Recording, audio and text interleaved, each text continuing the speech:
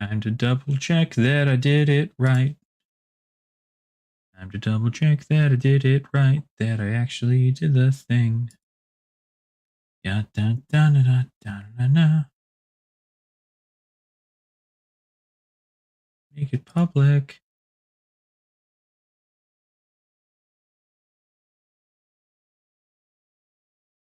Let's freaking go. God, my hair is a mess. Oh no, nobody can see me like that.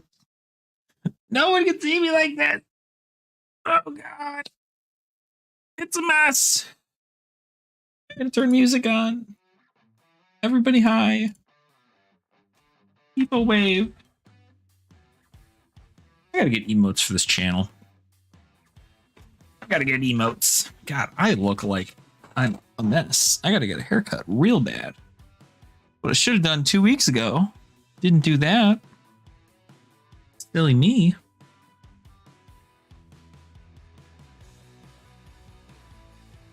All right. Let's freaking go. Got the music going.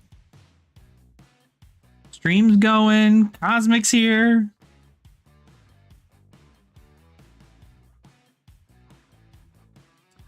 Oh no, not a bad hair day. Nope, I just have a lot of it. It's not a terrible hair day. I just got a lot. I showered earlier today, so now it's all floofy. Usually if I'm right out of bed, it's extra. If I'm right out of the shower, it's like crazy soft, but it goes everywhere. I'm probably be playing with my hair all night. Whatever. You guys love me anyway. That's all right. It's all right. Cosmic, how are you, man? How you doing? Welcome on. We got more tea. Is there a problem? Yeah. Are you bald? No.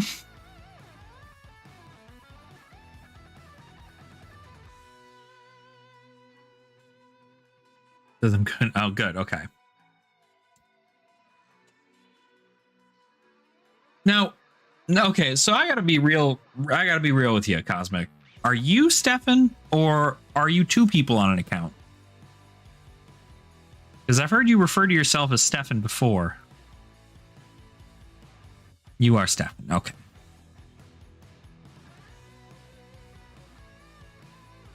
But I didn't know. Tanya. Okay. I was remembering. I was like, I couldn't remember whether or not it was two people on the account or one.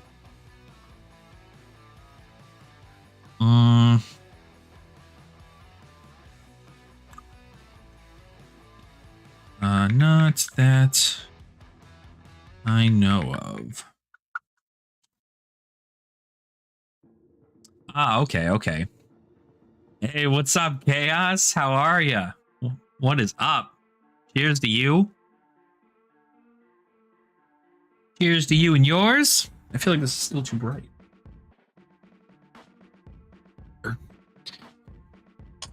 Oh, golly gee, everybody. What a week we have had in the studio today. Let me tell you. It has been one. It has been one. Hopefully you guys can hear the music okay, for the record. If you can't hear the music, let me know. I'll turn it up a little bit. Hopefully you guys can hear it.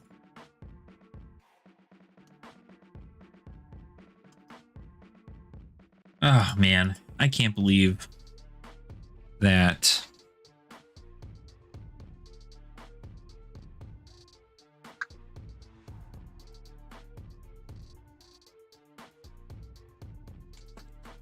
can't believe we're next weekend is pre-release for next week is pre-release for Outsiders, so pretty sick.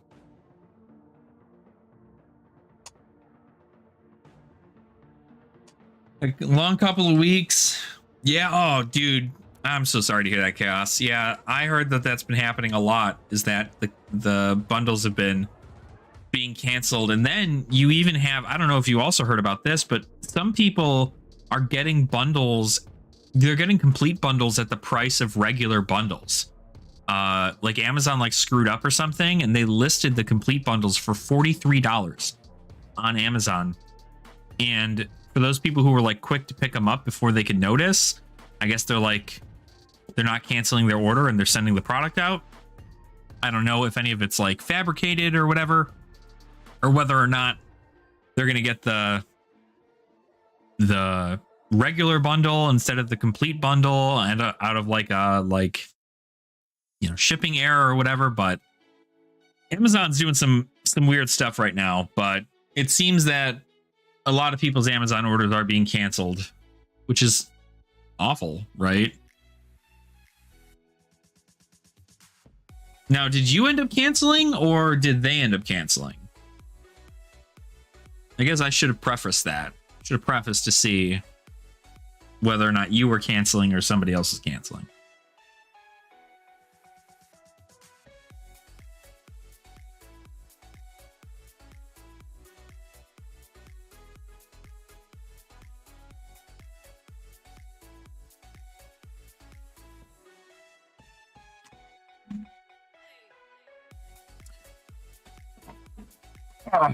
Oh, golly.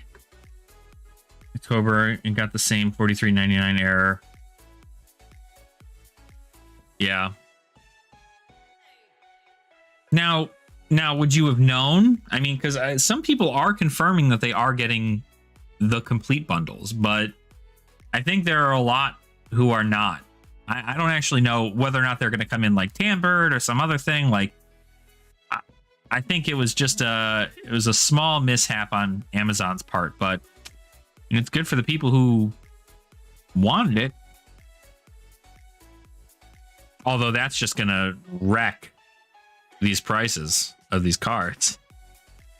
Speaking of, that oil slick video I just posted earlier today seems to be doing pretty well.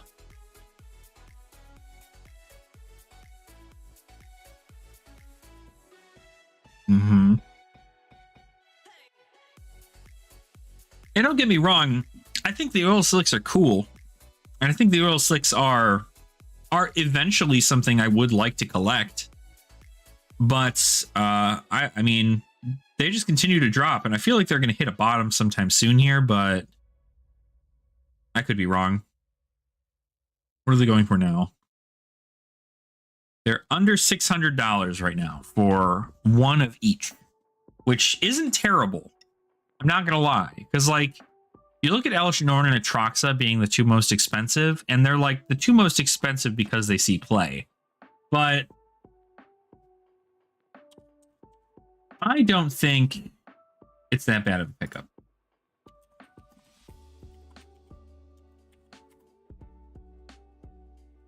I think it could be. A lot of people think it could be lower, but yeah, Elish Norn's 96. Traxa's 70, Mondrak is 56, Sword of Forge and Frontier is 41, and then everything else is pretty much $30 and below. So even if you got like a good portion of these to start, you do pretty good there, I would think.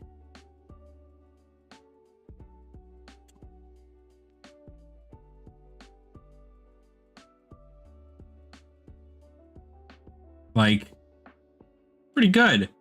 $11 for a Zopendrel. The Zopendrel is even a misprint. Funny enough. Yeah. The Hunger Dominus is a misprint. Kind of fun.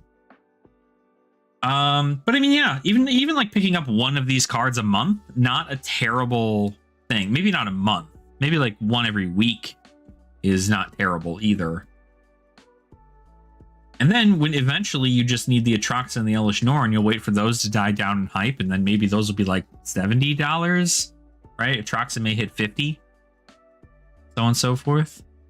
Hello, my love. Hitting them with the. I think I'll skip this year with Magic. Commander Masters and Lord of the Rings price hiking is wild. Yeah, and that's the thing, right? I guess this is just one of those times where if you have to skip it, you have to skip it. You know, the stuff is still going to be around a long while. This is not going to be like a alpha or beta situation in which there's only going to be a little bit of a product available, and that's it. I think it'll be fine. If you want to take like a 2-year break to save up some money and then maybe do something along those lines.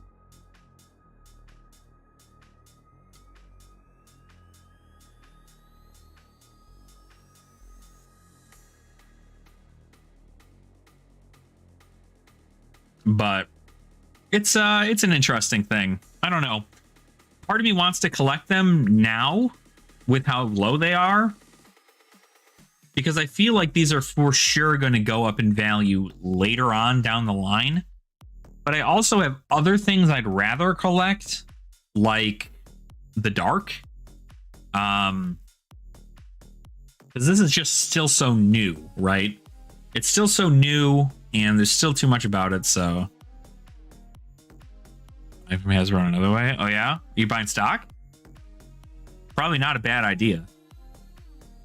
Star Wars figures. What Star Wars figures does Hasbro do? Probably all of them. They don't do like the Black Series, right? Hey, thanks, Cosmic. I appreciate you.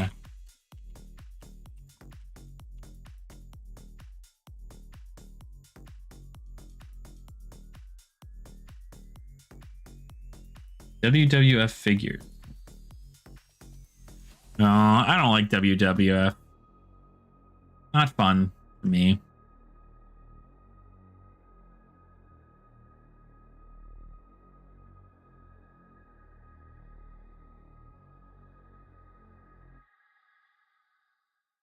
Yeah, Hasbro's got some interesting stuff as far as like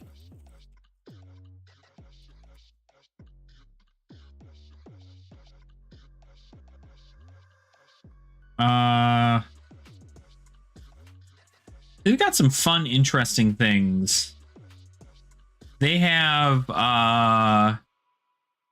have Fortnite figures? Oh. Whoa. A Mara Jade action figure? There are people out there who don't even know who this is. What? I didn't know they did Black Series. I thought Disney was in charge of doing the Black Series stuff.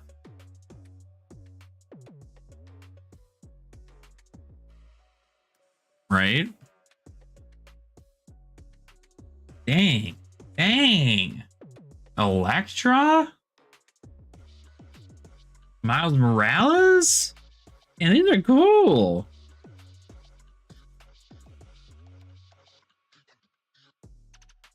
G.I. Joe.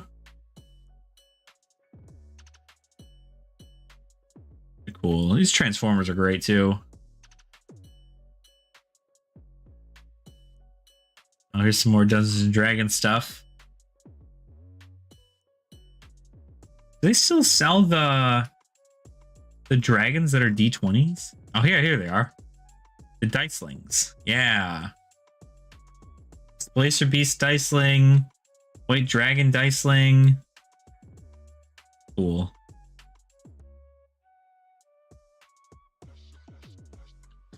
God, from the old cartoon too? Oh my gosh.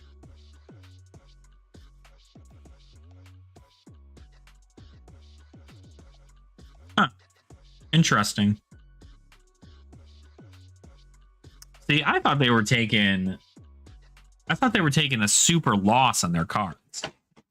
So, or on their figures, right? Like I thought WotC was like the only thing that was making them money these days. What's up, Michael? How are you? Welcome on in.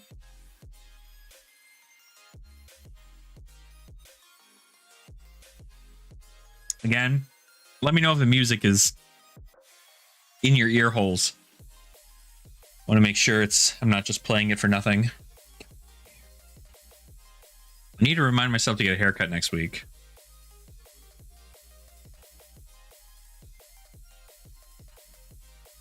5-minute wait. Damn, Cosmic, what?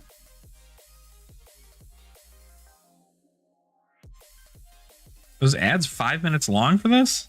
Shouldn't be.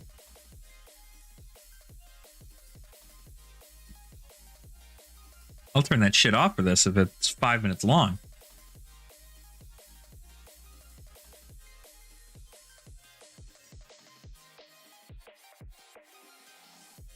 Yeah, I want to get the Raise Slick foils, but I don't know. I feel like I just got to pick up a couple at a time and just kind of go from there. I don't want to just like dive deep. I honestly would probably rather just bite the bullet and buy Elish Norn and Atroxa now, so then I can just slowly get the other ones later and not have to worry that I don't have the most expensive ones. Oh, that's right. That's right, because I have subscriber only mode. That makes sense. That makes sense. Well, thank you for subscribing on her account too. Appreciate it. Appreciate it.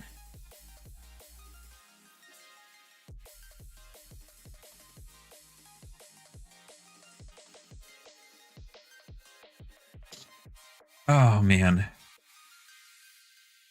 I can't wait till we get more emotes here for the channel. People can become channel members and get emotes. So I already have an emote uploaded, but we need to get more. We gotta work on more emotes. Gotta get those down at some point. 7.5-inch Darth Vader from the Obi-Wan Kenobi series, and honestly, it's the best Vader you'll have. 15 a pop. Dude, I'll buy them for 15 a pop. Really?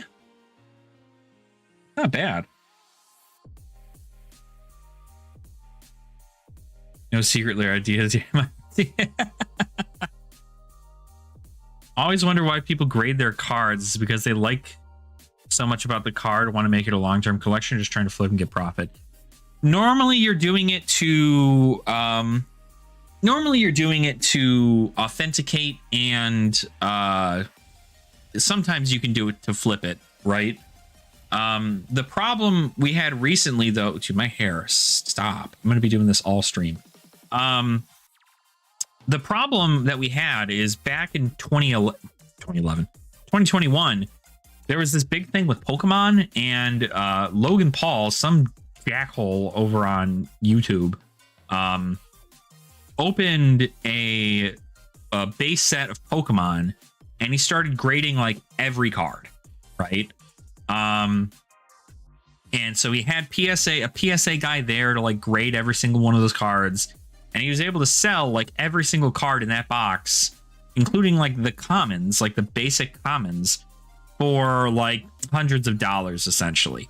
And everybody went, whoa, you're telling me that I could open a box of any cards at all, send them into PSA, they'll grade them, and then I'll get something like a 9.5 or a 10, and I can sell that off to the market as like a super rare authenticated version of the card.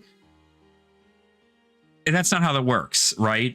You don't want to grade cards that are in use currently, mainly because those cards are meant to be played, and the more that get graded, the less they get played onto the market. So the only things that are worth grading are things that either you have a personal connection to, maybe it's like your very first super crazy rare card you've ever pulled, or it's a favorite card of your past. Those are all great things to grade, but all it does is it just authenticates that it is a really, really good, clean version of a card, and you could sell it for more than what its raw price is. But normally, only if it's like a 9, a 9.5, or a 10. If it's anything below that, normally you might as well just open that thing and sell it raw, because most people are not going to want to buy it at an 8.5 or an 8, because that's just like not good enough to a lot of collectors. So a 9 and 9.5, really it's 9.5s and 10s are really what you're like looking for there.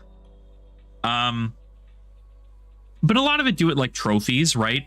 I'm sure there's some people who will take these oil slick foils and they'll send them into PSA or something to get them graded.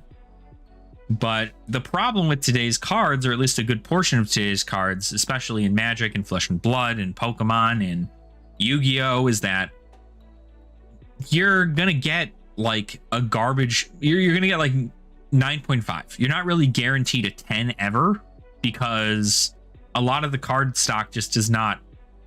It's just not great. It's not perfect, you know. Like getting a 10 that isn't all 4 categories as 10 is more common than a 10 with all 4 categories being a 10. If you get a perfect 10, you have like a very, very rare, pristine version of a card. And that's it. So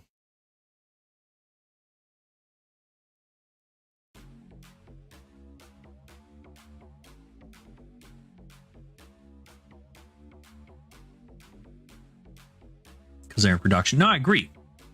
I don't think anything that isn't a super rare, like extremely low print version of a card, those things should be graded. I'm talking like even like the Kaladesh Inventions and the Amonkhet Invocations. Those things should be graded. You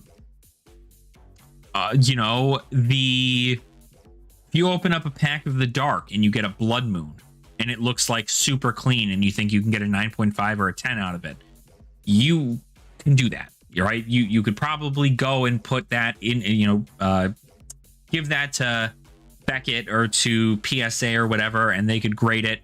And if it comes back a 9.5 or a 10, you have a pretty good card, right?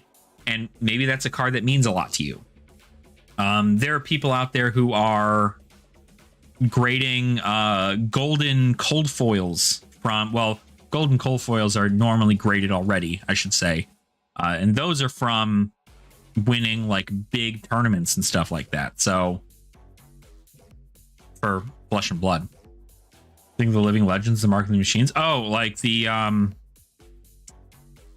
you talking about the Multiverse Legends?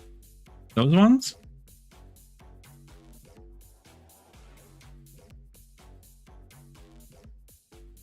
Because I think those are cool. But I like showcase stuff too. Like, I like the Mystical Archives. I like the Mystical Archives. I liked the Retro Artifacts, and I like the Multiverse Legends. I think it's cool, right? Ragavan reprint, like modern, is like losing their mind now because that card is, granted, it's probably still going to be difficult to pull, but it is another set in which this is printed. And knowing the way Wizards works, they're just going to reprint another card, another version of it later on down the road, because that's just what happens.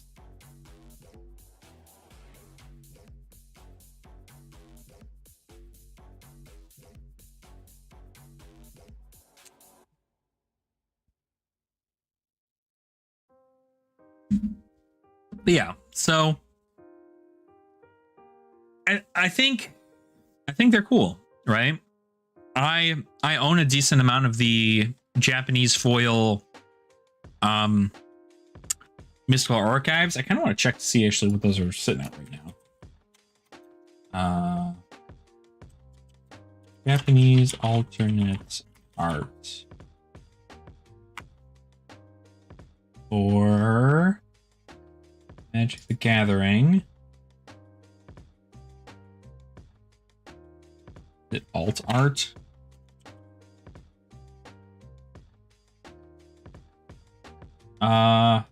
Shoot. JP alternate art. That's how it's phrased. So even when looking at this, right, like these are the Japanese alternate arts. Let's look at the Strixhaven Mystical Archives, right? Just these alone, even this is insane to me. This is a foil. Oh, you know what? Hold on. We gotta look at this one. This is gonna really. Oh shoot! It went down. Huh? $290 for this.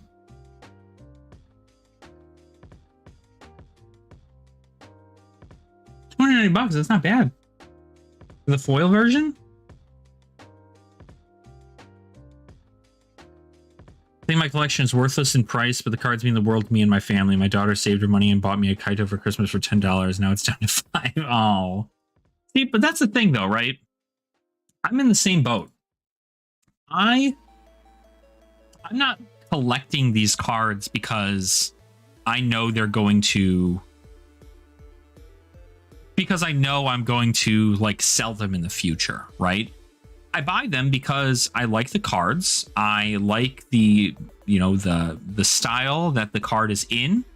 I like the card itself and its effect. And I just like the uniqueness of it, right? Yeah, I don't blame you. I mean, I would too. I mean, obviously, when you're like a kid, you don't really know a whole lot about like the market and how that all works, but exactly right. You got to tell her, you got to be like, hey, I love this card, whether you bought it for $10 or you bought it for a penny, right? You love the card. It's great. Doesn't matter how much you spent on it. Just know that its value is more than its monetary value because he bought it for you. And that's, you know, that's a good thing.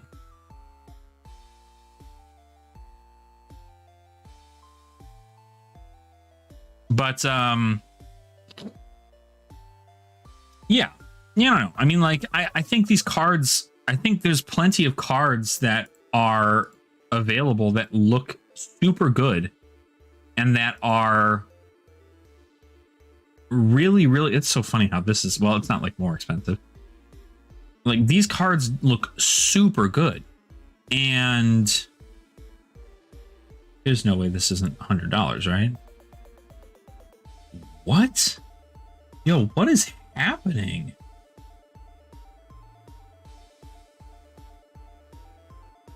You can get a foil near mint Japanese alternate art Teferi's Protection for $44? I'm gonna have to start buying some oh my god. Like, the most expensive card out of all these is $300.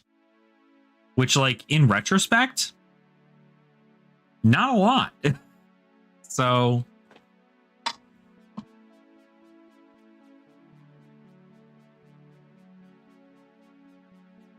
is it a fact that the market is negative due to just value and not as game pieces? I guess negative how, right? I mean, are you saying, like, is the market negative because people aren't valuing the cards, or because the game, or because the pieces suck? Because as we can see, the pieces that are really good, like Shieldred the Apocalypse, Elish Norn, Atraxa, any of these stick to their price pretty good. I mean, every one of these cards has at least 5 different versions of it printed, and all of them go for like $50+, which is insane. And then obviously, like, you have some pieces that do better than others, especially if a card becomes popular in a format, especially a format that is competitive, like highly competitive, then you are for sure going to see a spike in value. For instance, I expect to see a lot of standard cards spike in value soon, simply because this next Pro Tour is in the standard format. So a lot of people who did not have a standard deck now have to buy a standard deck to play in this Pro Tour. So you're going to see a lot of people buy a lot of cards. And then when it becomes modern, you're going to see it again. You're going to see a lot of these modern cards take up in value because they're being bought out. Not bought out, but they're being bought in mass from players who want to compete at a higher level. But if the market is negative, also, the market's usually negative because people assume. It's much like that with the oil slicks, right? People assume that this product is going to be super limited and that there weren't going to be a lot of these things printed. But here we are, Amazon pushing like wave after wave after wave of restocks, And LGS is getting more and more of these complete bundles. More of these scalpers are going, well, I don't want to hold on to this anymore because I know I'm not going to be able to make, $240 off of this complete bundle, or I'm not going to be able to make even over $175 on this complete bundle. So we're going to go ahead and just fire sell what we have, make as much money as we can back, and then find something else to scalp, right? The people who have the oil slick cards are selling them very fast because people are going, okay, well, there's more of these on the market than we would think. So they're nowhere near as rare as we wanted them to be. And because of that, they're going to sell at a lower price. And I want to just sell them now so I know I can make some money back as opposed to waiting, 5 years or something. Is the result. Yeah. I mean, yeah, don't get me wrong. I think that's really it though, right? That's like, there's often times in which like, when I interact with like the rest of the world, right? And if I go like watch a Pro Tour event or something on Twitch, for whether it be for Magic or it be for Flesh and Blood or whatever, the amount of people in chat who just do not know what cards do or how to play the game or how cards sequence with one another, yet they sit there and they backseat going like, oh, I can't believe they did this. Like, they should have done this instead of this, even though like in theory that's less value and not worth it at all. And the play that the player made was actually better and more thought out. There's a lot of people who play TCGs who just genuinely don't know what they're doing, right? They get into it because their friends got into it. They get into it because they just needed a fun little hobby. They got into it because they really just like the art and they don't really care so much about the game itself or the collectability. They just like the fun shapes and whatever.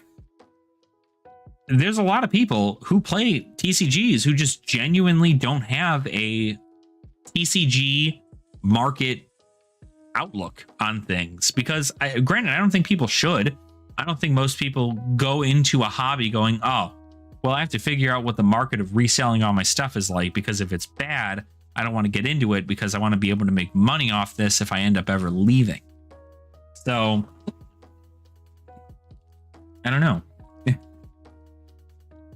Knowing more friends in a larger social circle, mainly too much effort for me trying to earn money from a hobby. There you go. And see, like, that's what I mean, right? Like you're having more fun knowing that you don't have to worry about the market. If you ever need to sell your stuff, you can just sell it, right? If you ever plan to stop playing the game for a little bit, you can keep your stuff in a binder and a shoebox or deck boxes that you may have already done. And then you can just keep them to the side. That's the best part about this game, and the best part about a hobby is that you don't need to sell everything when you no longer want to play. You can keep it.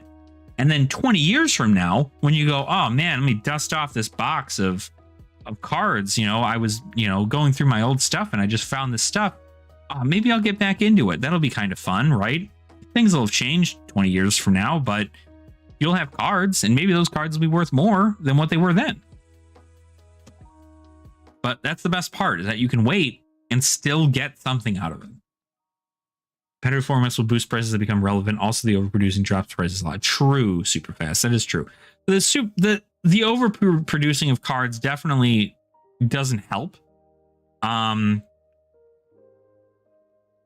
But even with that being the case, there are still people who are buying sealed product in mass. And then the ones who aren't buying sealed product are buying the expensive singles still. So in reality, people are still like buying the product, and there's never been a shortage of product.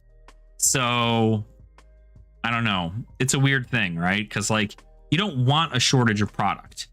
You don't want people to have a shortage. You don't want people to, you don't want Shieldred to enter into the market as soon as Dominaria United drops, and then a month later, never be able to find a Shieldred the Apocalypse on any online seller. You would not want that. That would not be good. Everybody's Shieldred would go for like $1,000. It would be insane. So there's a weird middle ground that they need to find in order for them to properly get that stuff going, because it's hard to figure out what that number is, right? Hobby is a place to spend disposable cash, converting them into something you like something you'll rarely sell them. Exactly. And that's how I feel too. Like when I do things like collecting master sets, like if I can collect a master set of something, I no longer need anything else from that set. So everything else I have from that set, I can sell comfortably, knowing I do not need anything else from there. This way, Yu-Gi-Oh binder and found that $10 starter deck was exactly. And that's what I mean. Like, if you just forget about your cards, you know, obviously keep the good cards, like the rares and the mythics, put them in sleeves, put them in binders, and then just like put them in a closet somewhere. Go enjoy your life. Go visit Europe or something, or Japan. You know, enjoy time with your family. And then 10 years from now, when you've got more time on your hands and the economy isn't in shambles, come back.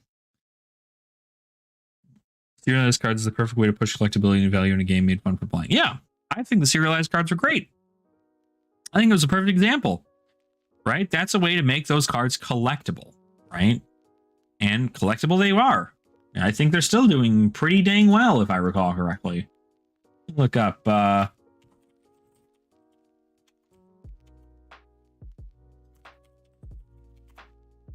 serial numbered. Yeah. Ramos is still going for $1,000. Pretty good. Oh, well, this one's actually going for 800. That's better.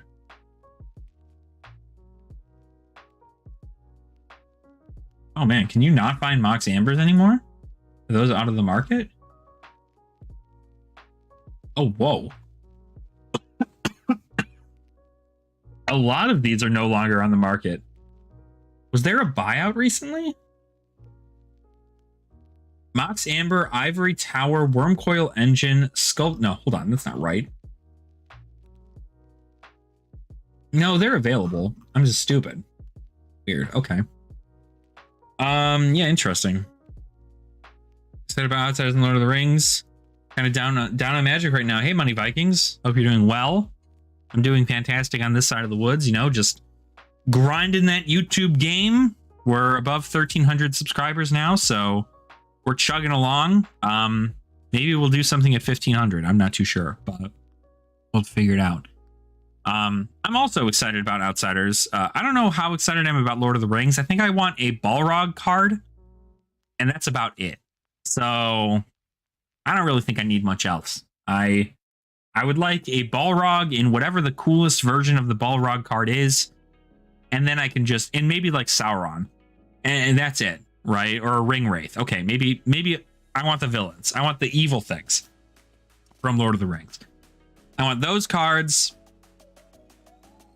graded in a very, very good grade, and then put up on a shelf somewhere, because those would be cool. But I hear you on Magic. It's, you know, things are rough right now. You got to take your time. So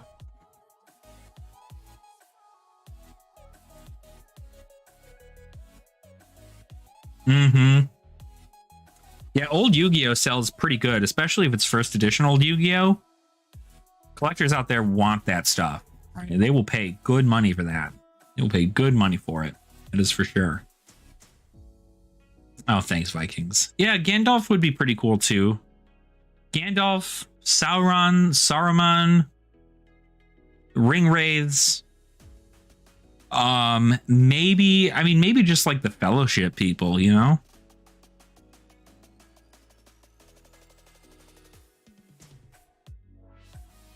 I don't know. I'm curious. I'm just curious. Like, I just genuinely want to see what they do with it, right? Because it's I mean, I like the concept of a company trying out new stuff and having, like, you know, new IPs enter into their realm, but like this is just Modern Horizons, but Lord of the Rings. And like if any of these cards are busted, I don't know. I genuinely do think that the Universes Beyond stuff, while it seems to be doing fantastic things for the game, are definitely doing I don't know. I don't like them. I don't like them. I don't like them. I don't like them. I think if you kept them in Commander, maybe, but I don't think that they should be in like the main formats, you know? I feel like Eternal formats are fine because it's like all casual stuff, but and obviously they're not doing support for Legacy or Vintage anymore. So Modern, Pioneer, and Standard should all like not be touched by that stuff. And luckily Infinity wasn't there, but now Modern's going to be getting Lord of the Rings, and it's like, ugh. Like the Dungeons and Dragons stuff at least made sense because it's the same company. So like, it's cool, whatever, but I don't know. I was right about the Fox Serials. Yeah, I was.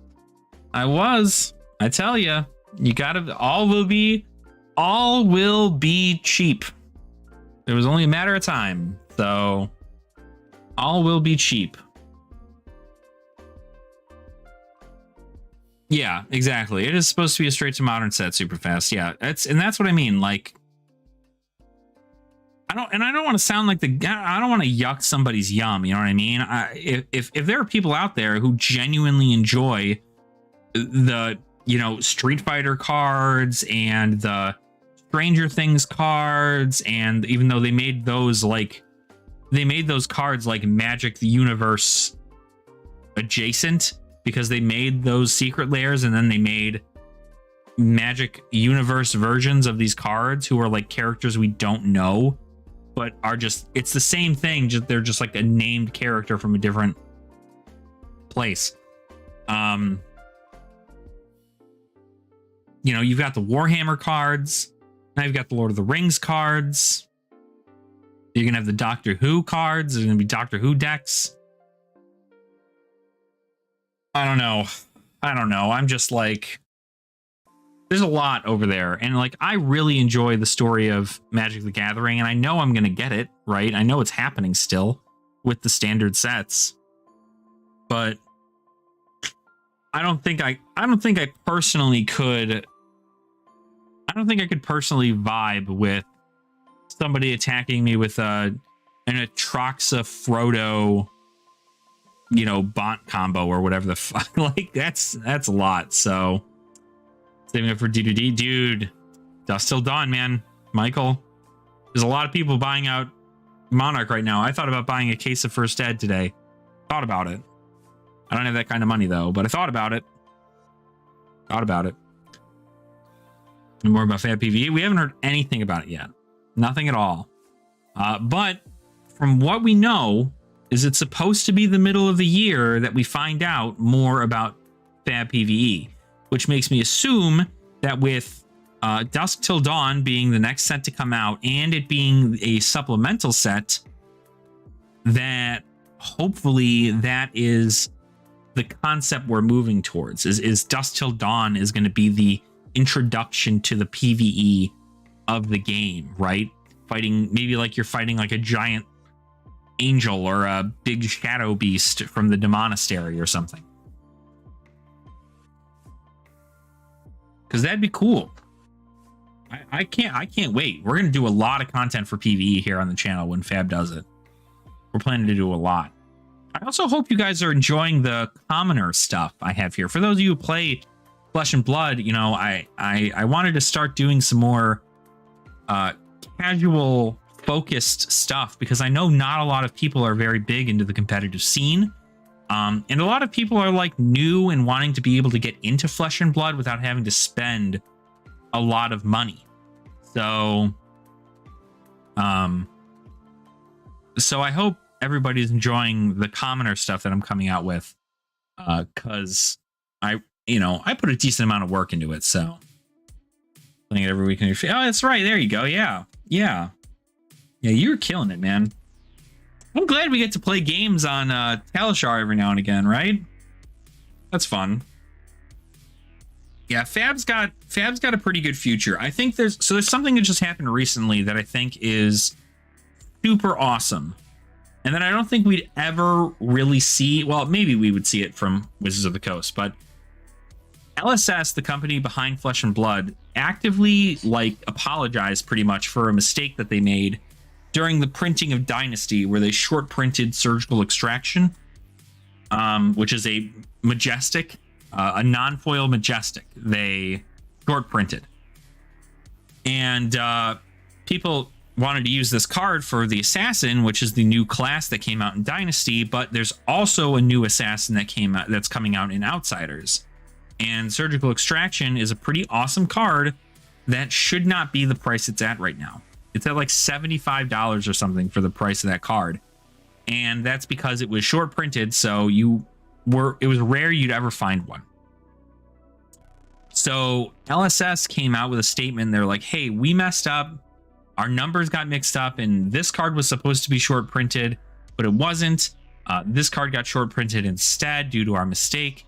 So what we're doing is in Dusk Till Dawn, the next set that comes out after Outsiders, we are going to be reprinting the rest of the allocated supply of what was supposed to be in Dynasty in Dusk Till Dawn. So they will be reprinting Surgical Extraction, but they're not really reprinting it. They're finishing the print of it and then putting that in Dusk Till Dawn. So they actively chose to, hear the outcries of their community and go, hey, that's our bad. We want to make this right. We want people to be able to play this class. So here's cards, right? So it's a shame, and it's because they just couldn't catch it in Outsiders that, or before Outsiders printed, that they had to move it to Dusk Till Dawn. Otherwise, they would have put it in Outsiders, but yeah.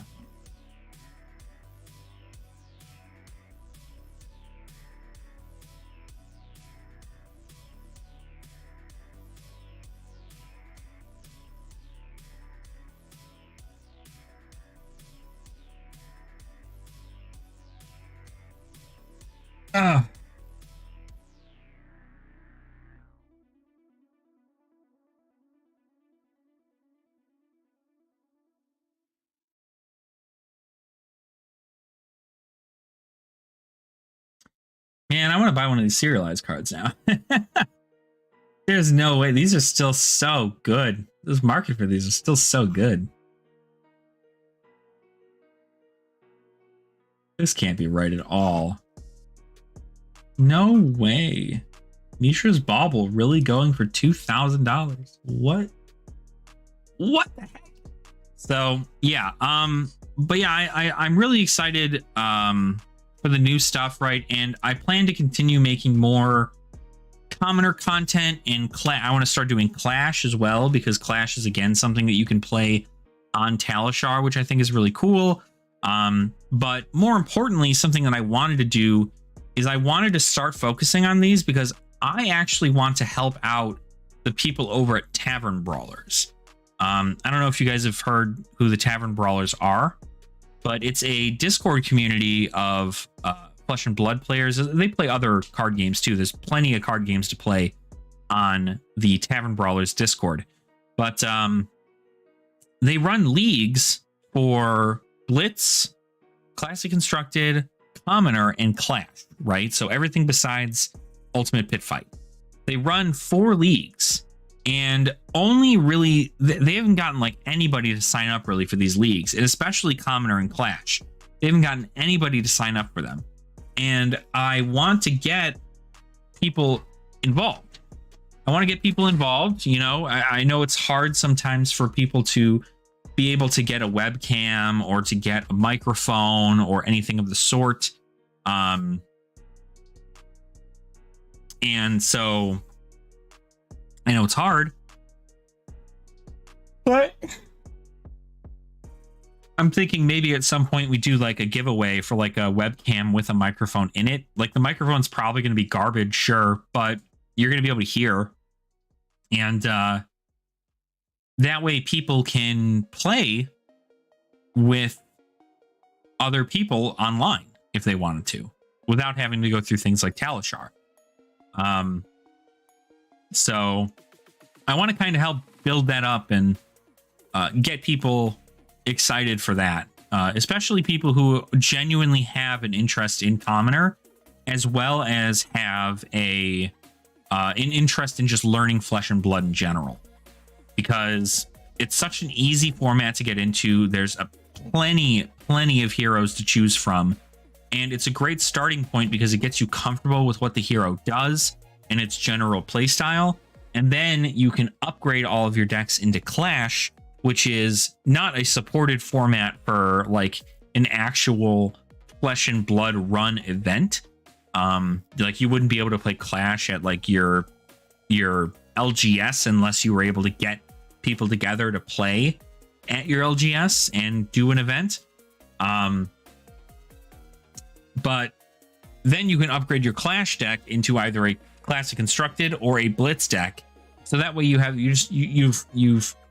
been more comfortable with your hero and you like learned as you grew, as opposed to just throwing yourself into the fire and being like, oh, I need $500 to keep up with anybody at my LGS because these other people just bought a whole bunch of legendaries and kicked butt.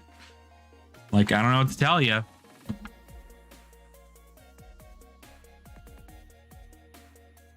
So it's God, my hair. I need to get like a clip or something. A hair tie or something.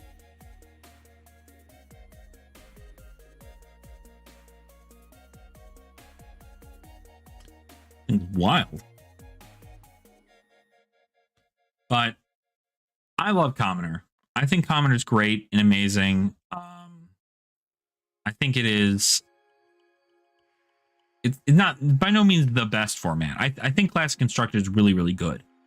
But I think that Commoner is just like, it's just something that isn't touched on a whole lot, and frankly is much more. It's much more. What do you call it? User friendly, right?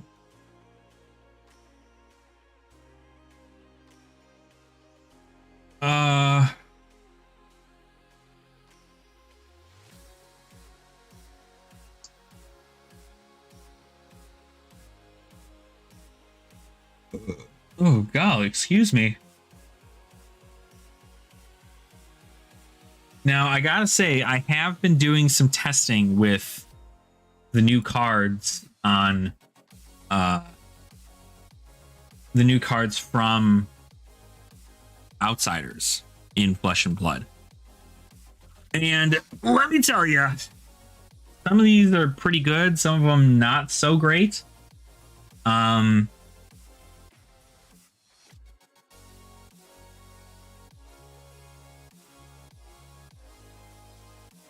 But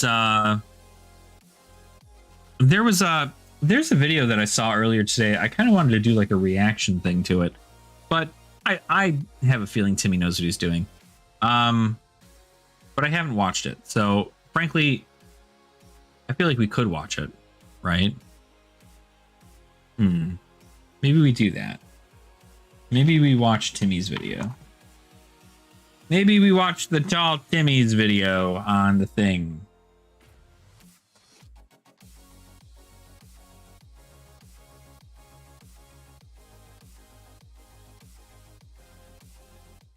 Hold off on the music.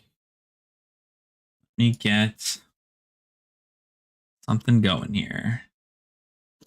Bum bum bum bum bum bum bum bum.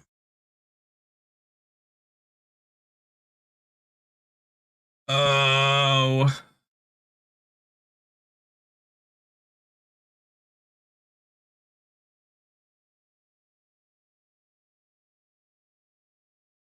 Did I subscribe to him? I'm certain I did. There he is. All right, let's watch this. We're going to do some reacting today. Welcome back to the Talk to Miss YouTube channel, where we talk about all things flesh and blood. And team, where are we and what are we doing? Well, that's right, team. We're in HQ, specifically in the room where magic happens. And Talishar, I've got a bone to pick with you.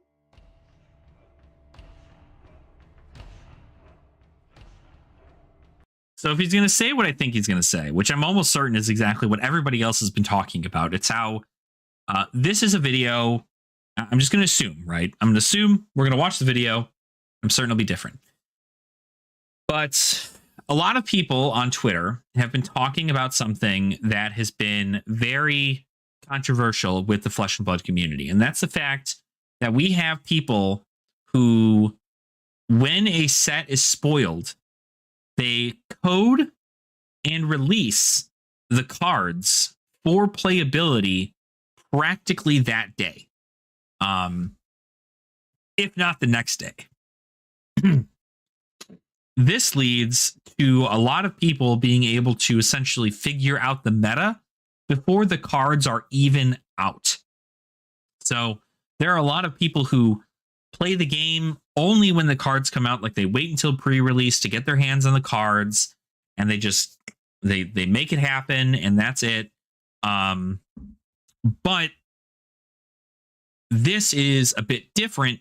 Playing Talishar online and having somebody essentially code all this stuff and then put it online, that kind of ruins like the magic of getting a set for the first time and being able to play around with it. This is like when Magic does this, they put it on Arena like a day before pre-release, or it's a day after pre-release, and then they release it onto Magic the Gathering Arena. And even at that point, you still have to spend all your wild cards, and you have to buy packs and so on and so forth to kind of like get all the cards that you're going to want to try out. But for Talishar, you don't have to buy anything. You just upload the list and you play with that. So I think this is going to be a big old rant on... Yeah, but MTGO also doesn't release their... MTGO doesn't release the stuff until the day after or the day before pre-release too, right? This is happening with this is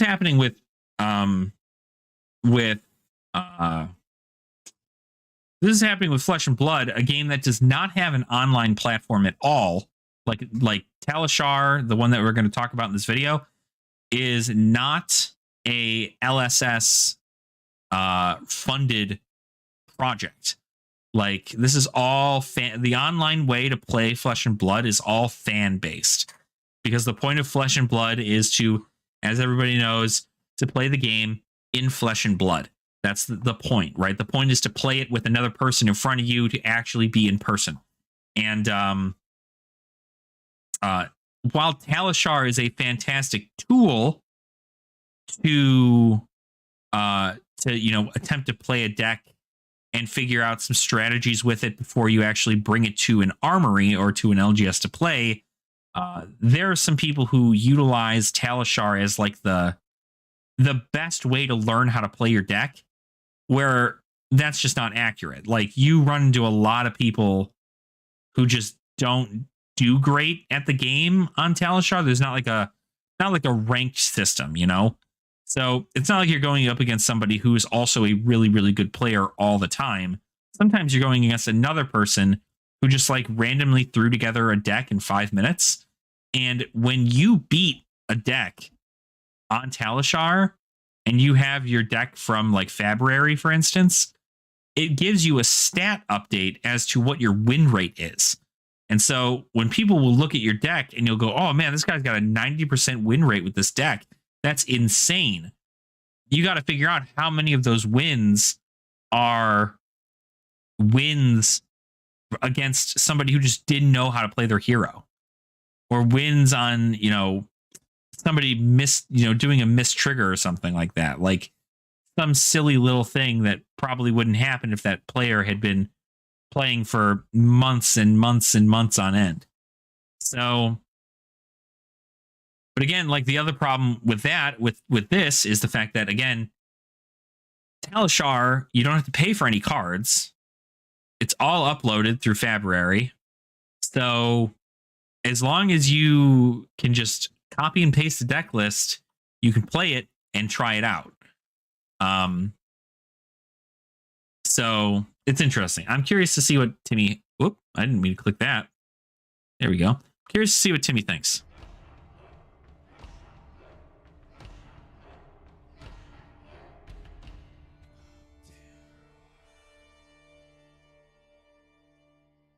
Alright, team. Alright. Now, apologies. Haven't had a video in a couple of days. I've been sick, team. The virus, the bug, not the C word, just the regular old floozies, came into the Timmy household, struck down Timmy Jr. He's been out of action for a couple of days, and then I picked up the bug.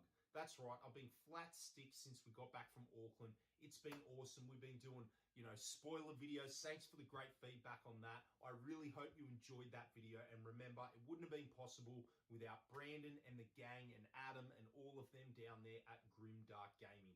Absolute great people down there. So, team, listen, team.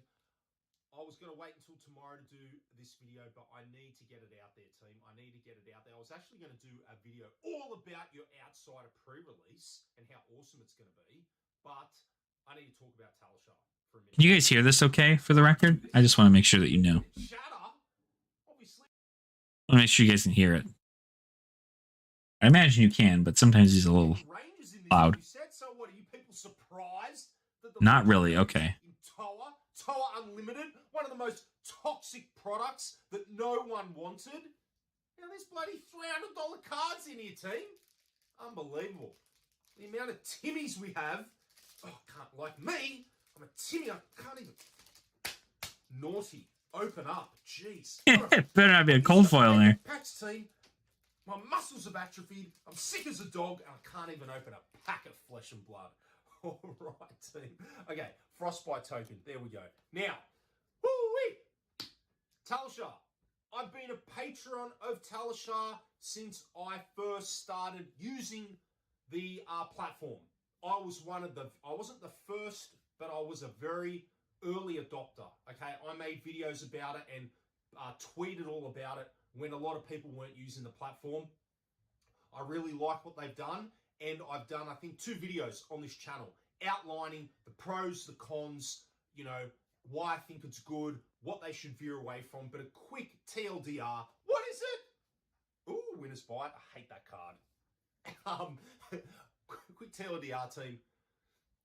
As long as it is a slick web program with a decent enough UI that's lag-free, with quality servers, that has minimal bugs, and that you're able to get in there and play lobby games, game after game, test out your decks. That's it. That's all I want the program to be. I've said in my videos, if it goes one step further and does ELOs and leagues or queues or prizes or ranking systems or crazy graphics or this or that, then LSS has all the right, in my mind, to kill it. Quick, smart. At the moment, okay, well, not at the moment. I'm not happy with it, but we're going to get into that. Woo! Okay, so to me, oh yeah, that card is freaking bonkers, team. Now, why am I annoyed at Talishar right now? I haven't played a game of Talishar since prior to Worlds, so it's been a while. I haven't logged on shit in a long time, team, since last year. Okay, months and months and months. I do plan on using the platform again over the next few weeks leading up to the Baltimore Calling. But I'm disappointed, team. I really do not think any outsider cards should be made available on Talishar until the set is released in paper. That is my opinion, and that is where I'm going to stand with that. I don't think that you should be getting anything extra that you can't get in paper from Talishar. Like I've said, League, any sort of fancy, it should be a bare bones testing platform. The fact that you can go on there now and play with all the new sweetness, the new hotness, the new goodies, the new cards, prior to them being released in the Flesh and Blood, in my opinion, is going against the spirit of the game. That's what a place to pause. Oh, Tinny, I'm so sorry. There you go. I'll block his face out. So that is essentially the concept. Is what we were going over here, is the fact that people are upset that Talishar, a online free use public platform for people to play Flesh and Blood, that has nothing to do with the actual company itself, other than displaying the cards and creating code to how these cards interact with one another, that people are able to play with these cards the second they're spoiled. That these guys are so quick on their feet. The people at Fabrary and the people at Talishar are so quick on their feet that they can immediately implement this stuff into Talishar, and people are able to play with it on the day it's spoiled. And I think the real reason people are upset about that is because you have people who want a more genuine experience, right? Because a lot of people get very bogged down. A lot of people get very bogged down in a meta, especially the metas that last months, like ours will. So I get it. I think this is kind of ridiculous take. I mean, it will go to TTS. People will print proxies using all this stances on in-person play to try and gatekeep how others play. Really confuses me. Oh, no. Absolutely, right? I understand that there's like I would put money on the fact that people, if they don't use Talishar and they want to proxy, they will proxy first and play with proxies of these cards before the set's released. And that, of course, it will go to Tabletop Simulator, just like it did with Talishar. It'll go to the same realm. But Talishar is the most widely used platform. Not to mention that Talishar is also a great stat keeper. And I think the stat thing is probably like the thing that most people are upset about. Mainly because if you, like I explained earlier, like if you go against 10 people on Talishar and 9 of those people were like brand new players, or they were like brand new to their hero and they didn't really know how to play, and you beat them with like a jank build that you just thought of that isn't really that good, your deck win rate is 90%. And there are people who will go all over Twitter.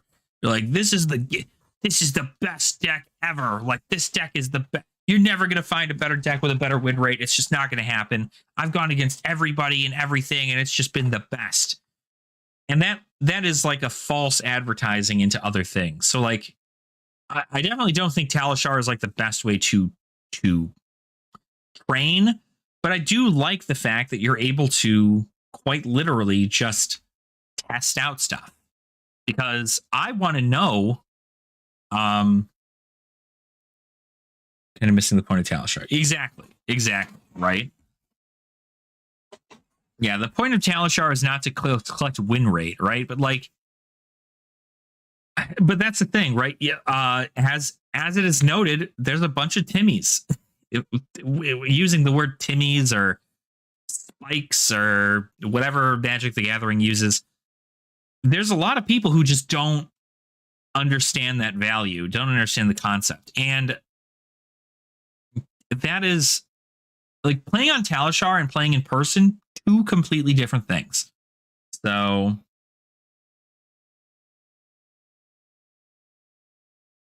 exactly, right? And I think that's it. Like, you get it's more like a quantity over a quality thing, though, you know? Because if you bring your deck to an armory that you know has a bunch of like very, very skilled players, you're going against a very quality group of individuals who are really going to test your deck. But if you play on Talishar, you have a quantity of individuals and you can play literally as many times as you want throughout the entirety of the day for however many hours you want to play. And you'll be able to gather data still, but you're not, but it's more so like a way for you to test out your lines, test out the variants, test out all these other things to see what that is. So it's not so much about how many times you win. It's more so about how can you perfect your deck to work in your favor, you know, at least like 60% of the time plus, right? So I think Talishar is a great place to learn. Absolutely. So Talishar on Discord with friends, team members, and we undo and try different. Okay, so that's different, right? Like most people don't do that. I would like to get to the point where I can do that, but I don't have a team. So maybe at some point in my life we'll create our own team here and we can all hang out and have a fun thing or whatever. I'm supposedly going to be an LGS I'm a part of is starting to do a fun team thing. So we're making jokes about buying jerseys and stuff. So that'd be kind of funny. But people from your locals. Okay. Yeah. So same concept, right? Yeah. And that's entirely it, right? Like it's a lot of like getting your people from your locals together, getting people you know, and testing, right? Going against other people and testing. And I think that's great, right? I think that's what you need. You know, that's a true source of testing. But there are a lot of people who just go online to play. They'll brew a deck in like 10 minutes and then they'll throw it on there. And then the people will lose the first 3 games and go, Hero sucks. Hero sucks. I don't know why anybody's even playing this. Hero sucks. Right? Like, this is ridiculous. Like, there are people who are the set's not even out yet, and people are like, Riptide is the worst hero ever. Uzuri, garbage. Right? She's not good. Uzuri, broken. She's absolutely busted. And, you know, nobody's going to be able to beat her. Riptide, insane. Crazy good. Crazy good. So good. Nobody's going to be able to beat him. Traps are too powerful. It's insane. Katsu, don't even forget about it. Forget about it. Katsu, he didn't get anything good in this format. He still sucks. He's never going to be good. Right? Like, everybody's got weird opinions based on their experiences. And unfortunately, that leads to a bunch of other people freaking out about other things and people speculating and people not doing their own research into the topics, and well, it causes problems. Mm-hmm.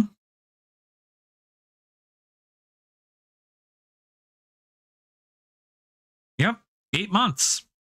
8 months it didn't change. And like I remember there were people when I made my tier list, right? Go check this out. I made a tier list right before ProQuest of this year on whether or not this year. I made a tier list on whether or not, you know, what the S tier heroes going into this meta were. And I put them up there, and there were people in the comments who were like, this is last year's meta. Like, it's not going to be like this at all. The meta's completely changed. It's completely different now. But look where we are, right? Didn't really get out there until the last week. Exactly, right? The Fuseless Lexi didn't get out till what? Auckland, right? Because that was funny. There the people who just genuinely were like, oh, you know, Fuseless Lexi, like, what are you talking about? It's like, yeah, if you play ice, you're slow. And it's not really worth it. You could instead pump out a whole bunch of extra stuff and play really powerful arrows for free.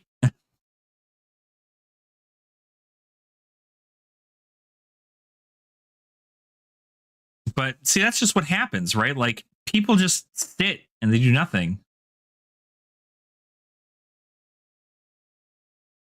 Yeah.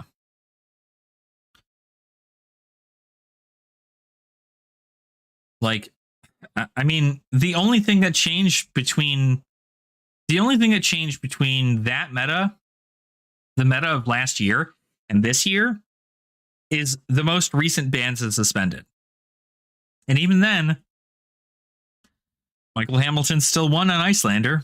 Oldhim was still the most played hero at top 8 tables.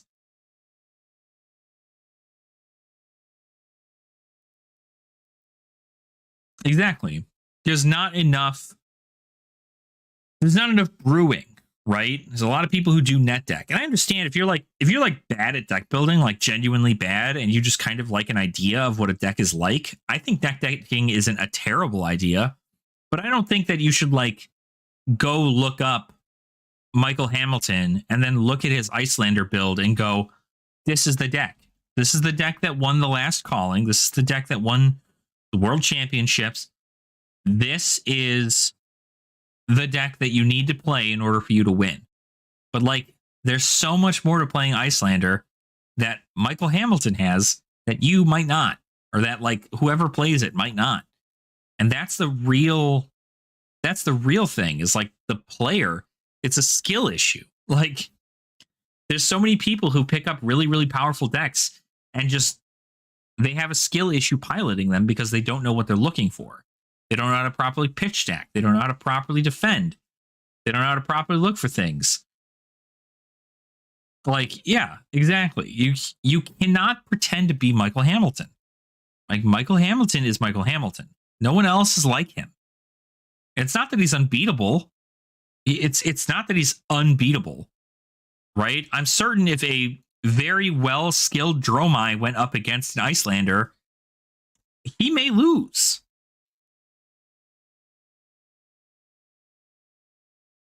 Mm-hmm.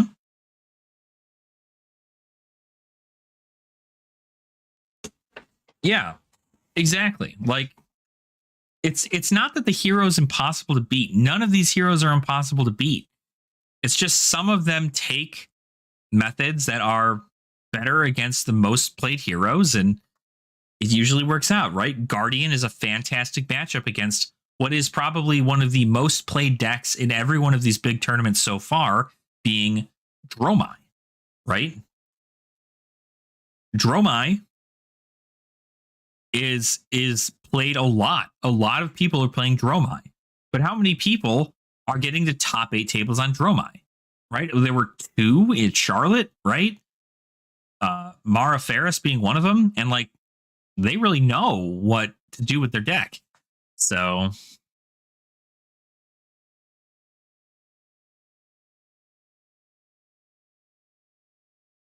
exactly, right?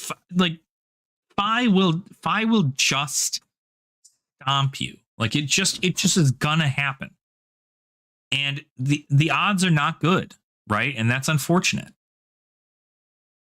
But everybody's got to have their bad matchups, you know? And like, you're never just, you just gotta hope that you're never gonna run into them during your time there, right? I mean, I went 3-3 at the Calling Indie as Dromai, and like, I felt like I did pretty okay. I wish I had gone 4-2 or 5-2 so I could move on to day 2, but unfortunately that was not in the cards. But that's just because my deck also was not like the best it could have been, I don't think. So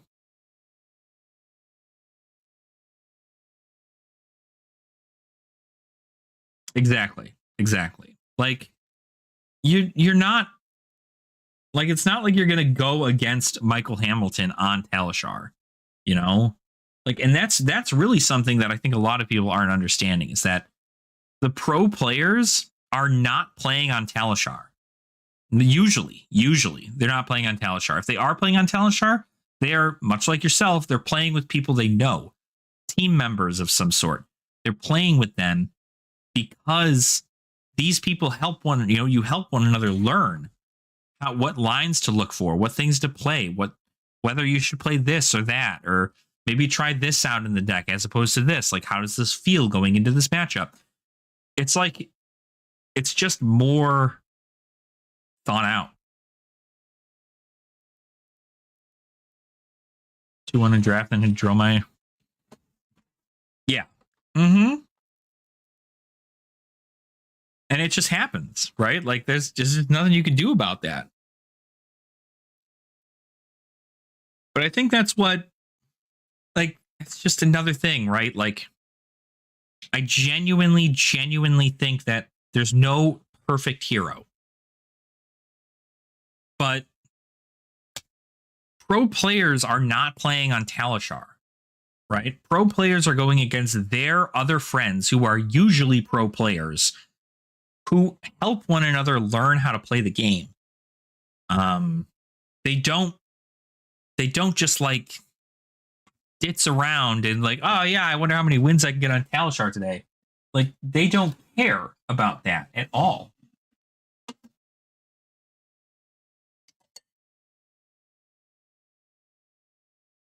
I don't think there's much of this candle left, but I'm gonna try. Yeah, and the gem thing, right? Don't they like not ever pair up like pro players with, like, if your elo isn't the same as somebody else's, like, you don't ever get paired up normally?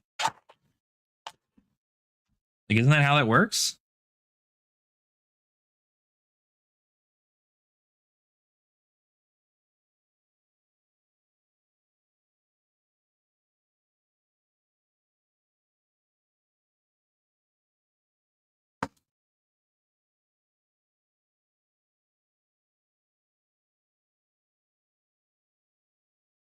Anyway, let's see what Timmy's going to say about this. And Amulet of Ice, and I think, okay, it's a bit too late now to cut it out, but for future sets, I think Talishar should not be doing that. And I think if they do, LSS has got all the right to bloody issue them a letter at the very... excuse me. I told you, team. Unbelievable. I'm not feeling that well right now. But we're going to persevere. Crazy. Okay. A lot of what really shot up the idea of Talishar as legit testing ground was when Pro Tour Lil happened and the winner talked about how all his testing was randoms on Talishar. I see. I mean, like, don't get me wrong, like, testing is testing, and it's not like you're not going to go against bad players in a big event, right? Like, some players are just bad, and they happen to squeeze by at a PTI, right? Or like they got an easy win because they were the favored hero into the meta at the time or whatever, and they just didn't. They ended up getting nuts, crazy hands. I think. I do think that Talishar is a great place to play and test and so on and so forth. But I think it's better to test with other people who know what they're doing and who can help, go over lines, go over testing, really dive deep into training to play this hero, right? I think that is truly the method. It's like a group of individuals looking to build a deck as opposed to one person building a deck and being like, I got top 8 in a Pro Tour, so like I know what I'm talking about. Not always the case. But I do think that Timmy does have an idea here. I think that it would not be a terrible idea that the cards for a new set are released for Talishar on release day, as opposed to beforehand. That way, it doesn't invoke anybody like attempting to kind of play it beforehand. And the people who do have to jump through a little bit more hoops, right? Like, you got to get the people who upload it to TTS will upload it to TTS. You've got the people who will proxy things have to spend the money on ink and paper and so on and so forth to get proxies out. Sometimes it's just better to wait. You can sit there and speculate and play out lines in your head. And then once it's all out, you still have access to Talishar and be able to play with everything on there. And more importantly, it will give the people at Talishar enough time to code things properly so there are not any issues with the program. Like, for instance, I was able to put Death Touch, which is a rare card, into my commoner deck and then play it on Talishar. And it's not a common. So I messaged Fabrary and I was just like, hey, heads up, like, you can't do this. This is a rare, not a common, so it shouldn't be able to be put in my deck. And they're like, okay, well, I'll go check it out when I get home over the weekend. So it wasn't spoilers so much as let's show you the entire set, which has already killed the speculation and hype for me. I think they should cut out box breaks from spoiler seasons and not give us the entire set 2 weeks before pre-release. I think it's fine to do the whole thing 2 weeks before pre-release. I don't think it's an awful thing. I mean, like, Magic the Gathering does it, and that they seem to do fine with it. Granted, it's now they have more sets that release more often, so it's like you're always in spoiler season. But I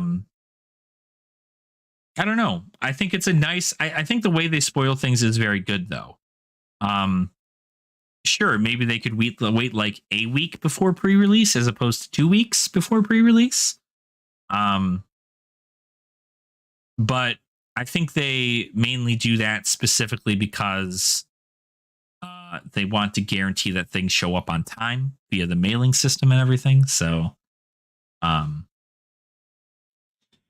don't know. So I'm not happy with that. I know that there's probably many of you out there that disagree with me, and I'm sure there's many of you out there. Excuse me, team. It's unbelievable. I'm sure that there's many of you out there that do agree with this take. I was going to make a Twitter poll on this, but I decided to refrain until I drop the video. I'll drop the video, I'll let it cool for 16 hours, then I'll open the poll up. But I suspect there's a great many of you that think that Talishar should not be releasing any outsider cards on the platform prior to release. Woo! And you could use the argument, oh, they have to work through the bugs. Bad luck. Okay? If they have to spend the first week or two from release working through the bugs, so be it. Okay? Talishar's meant to be a non-optimal way to play Flesh and Blood. Okay? What's up, Nug Assassin? How are you? Night is going well. We're vibing. Premier is... Oh my God, Timmy. Premier is the way to go in paper. Talishar is meant to be a suboptimal experience. Anything greater than that, LSS should shoot it and kill it right there. What do we got? All right, team, I'm going to close this out because I'm absolutely struggling right now. What is it? So, team... Ooh, Snapshot. That's our first rare. I'm very disappointed. That's right. We're hanging with the Dragon Crew tonight. Being able to play outsiders before release. I don't like Go get yourself a cup of tea, my friend, or coffee, or whatever your relaxing beverage is. With those cards prior to release. This man is messed up. Not only does it give unfair advantage, I just think it's against the spirit of the game, and it takes away being able to play in person and how special that is for the first time. I don't like it. I don't like it at all. Whoa, there we go. Frostlock and Majestic. Whoa! Oh, I'm struggling, team. Even my dog's coming to make sure I'm okay. Gee, she's a beauty. Ooh! Foil Frazzle. How good does that look, team? Unbelievable. That's only a comment, but check it out. Oh, I'm struggling. And Buzzbot. Oh, excuse me. Team, I never give up. I never quit. We're going to go through this pack no matter how sick I am. All right, he's got an idea. So we don't have to go through that whole thing.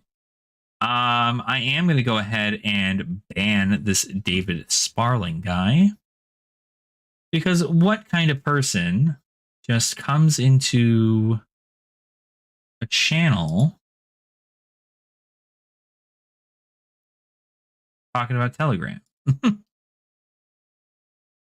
He's not freaking out over comments. Why do you need a Telegram? Why would you ask me if I need a Telegram, my guy? Do I ban you right now? I guess is really what I need to know.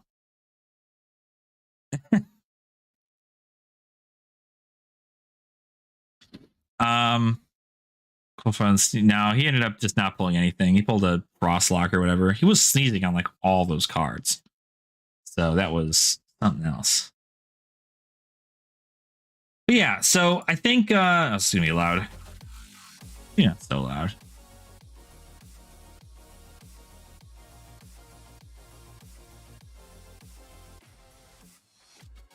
But well, now we don't need to listen to it, so I can take this off. Oh,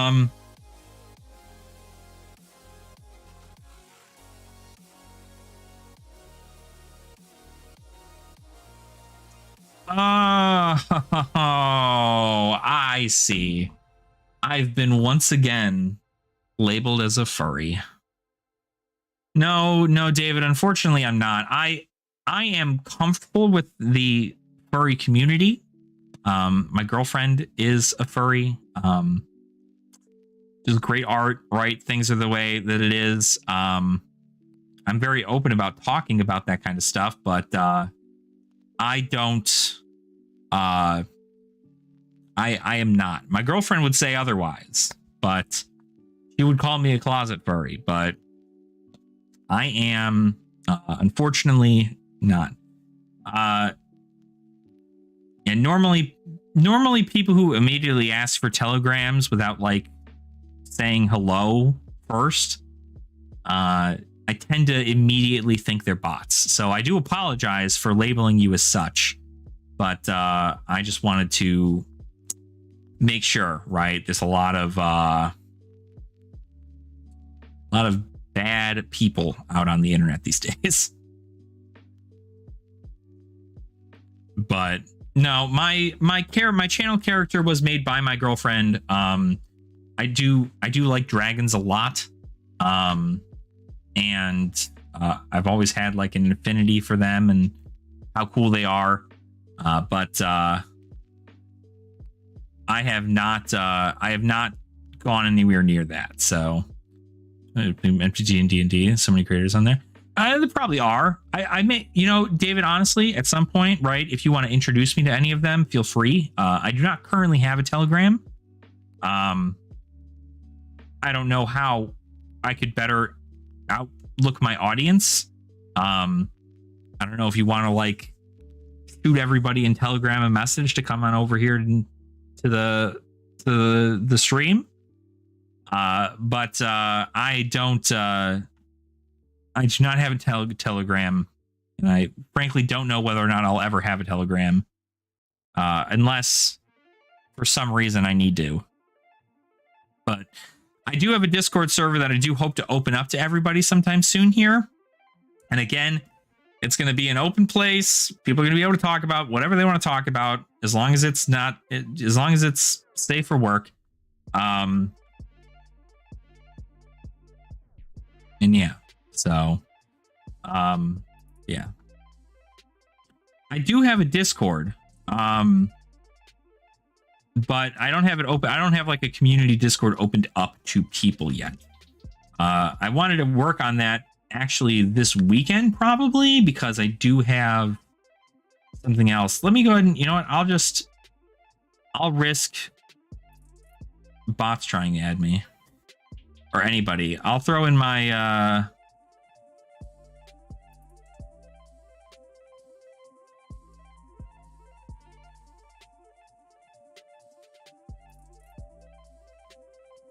No, I know. I'm going to give you my,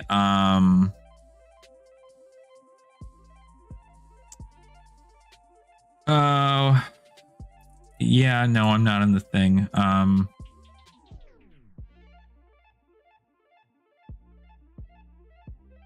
What is my thing? There it is. You can always add me on Discord if you wanted to. And then I'll be adding people in. I'll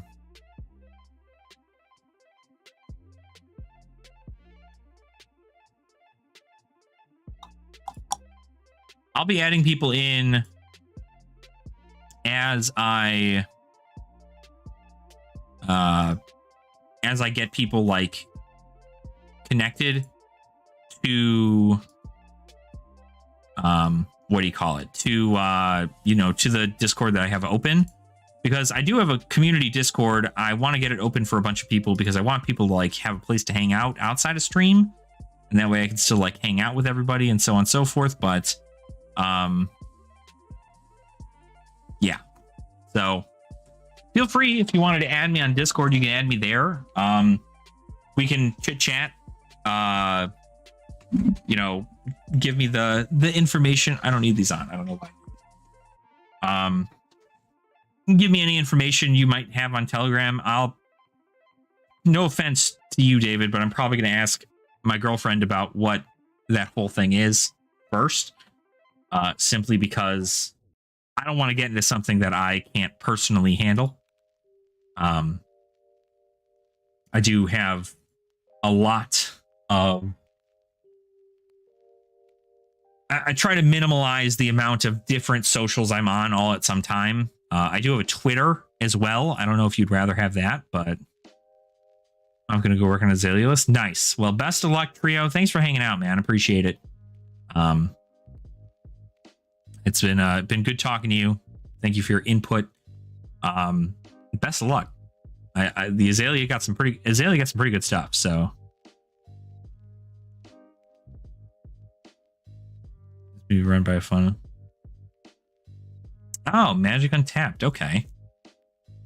Yeah, no, I know about other channels. But like I don't like go to them, you know. I consume some media from other channels every now and again, but normally a lot of what I do is I'm making my own content and working on that, and I try to be as relevant as possible, I guess. I didn't know he was a fur, though. That's very interesting.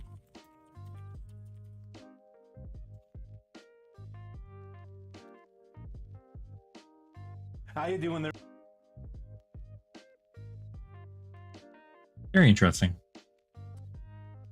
Yeah, it's funny. Ever since I've been posting the character on there on my thumbnails, I have been getting quite a lot of conversations about people assuming I'm a furry, or people wanting to know whether or not I am or not. And I understand, right? You get an anthropomorphic character drawn by a furry artist in all sense and purposes, and you tend to be brought in. But luckily, I'm not somebody who hates on people like that.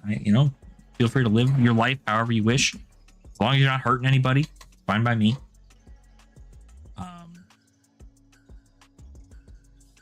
But I would love to get in contact with more people. The more eyes my content gets to, the better I feel. So, frankly, if I gotta get every furry to gather in here, then I will, right? Involve creators to better develop relationships with their community. In fact, 2 of the local businesses, including my LGS, are on. Nice. There you go. Well, good. Well, hey, that stuff's awesome, right? I think that's a great deal. Being able to better develop your relationships with your community, that's an important thing, right? The second I open up this Discord to everybody, I'm definitely going to have to probably get a moderator, but I want to make it real good looking. You know what I mean? Like there's a lot that I want to do for the server that I feel is going to be really, really great for our community, but I need to figure out how Discord works and get the mods in, and figure out if somebody wants to like pseudo like mod my channel. That's cool too. But yeah. Well, that's good. Seems like you got a pretty nice concept on that. Tables and panels for people like me. Oh, okay. What kind of cons do you work for?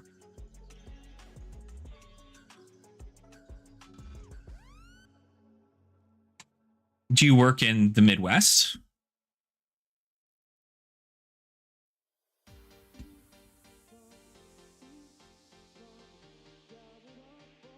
Because there will come a time where I would like to have a meet and greet session with people. Okay, that's pretty straightforward and simple.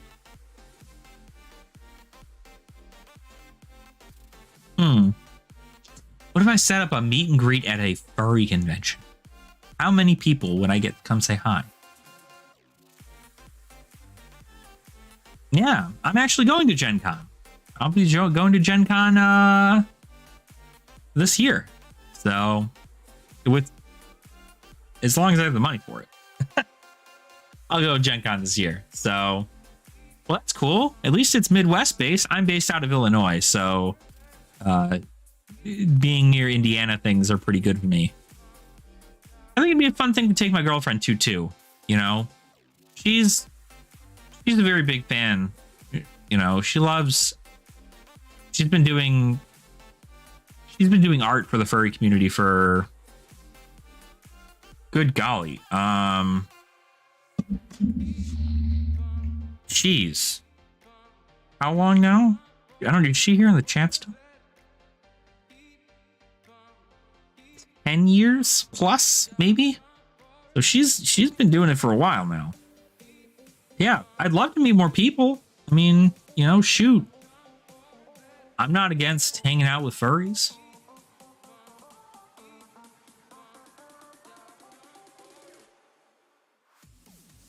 But that's kind of cool. I had no idea. I just had this conversation with my girlfriend not too long ago, I think, where I talked about how if you're into one thing, the odds are you're probably, and it's like kind of nerdy. The odds are is you're probably also into the other things that are like generally nerdy, like Magic the Gathering or D&D and stuff. Yeah, I have a Twitter too. I can, if you want, I can. My Twitter should just be at Ashen Wings, like everything else that I have. Right? Yeah. Yep. Just it's just at Ashen Wings. So let's see if I can just bop. That's me. So feel free to add me there if you want. I'm always down to talk on Twitter if you wanted to talk through there.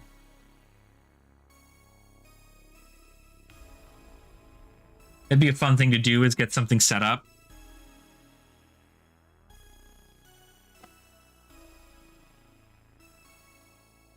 Yeah, it's neat. I honestly I love interacting with everybody in every parts of the communities, you know? Like I think community is such a crazy thing, and it should be like a diverse amount of people. It's just cool. It's cool. I love the biggest concept about this channel is community. You know, more than just Magic the Gathering and TCGs and stuff. The more important part is the community that we have here. And I love me my Dragonfolk.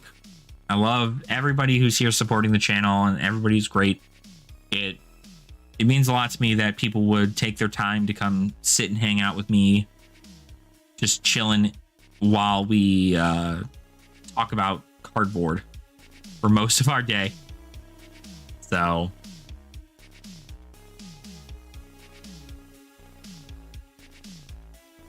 is this?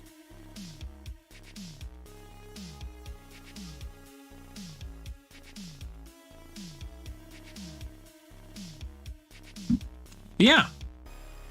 What do you thanks, David. Appreciate you. So what do you like in Magic? Do you like playing Magic? Do you like Flesh and Blood also? Oh man, the amount of furries I can get into Flesh and Blood. I don't know, maybe I wouldn't be able to do that. Not a whole lot of fur going on in Fab. Maybe there is. Maybe there's some. Interesting. How many people? That'll be a goal. How many people can I get to play Flesh and Blood at a fur convention? I think my girlfriend would be stoked. She'd be stoked to go to a furry convention and just play Magic. She'd probably want to get a fursuit together. That would be a lot.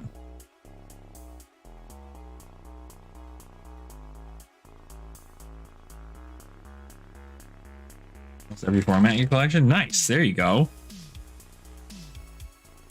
You've been playing for a long time.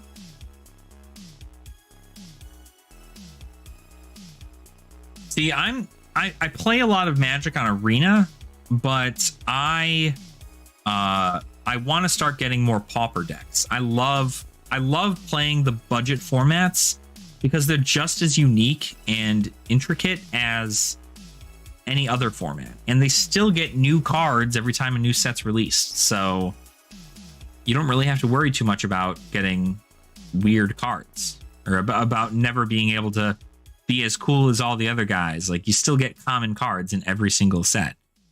So Forest Pauper and Legacy or something I dabble in. There you go. Yeah, I have a couple commander decks. Again, it's, you know, because of course, right? Like, a lot of my friends started me playing Magic through Commander. And then I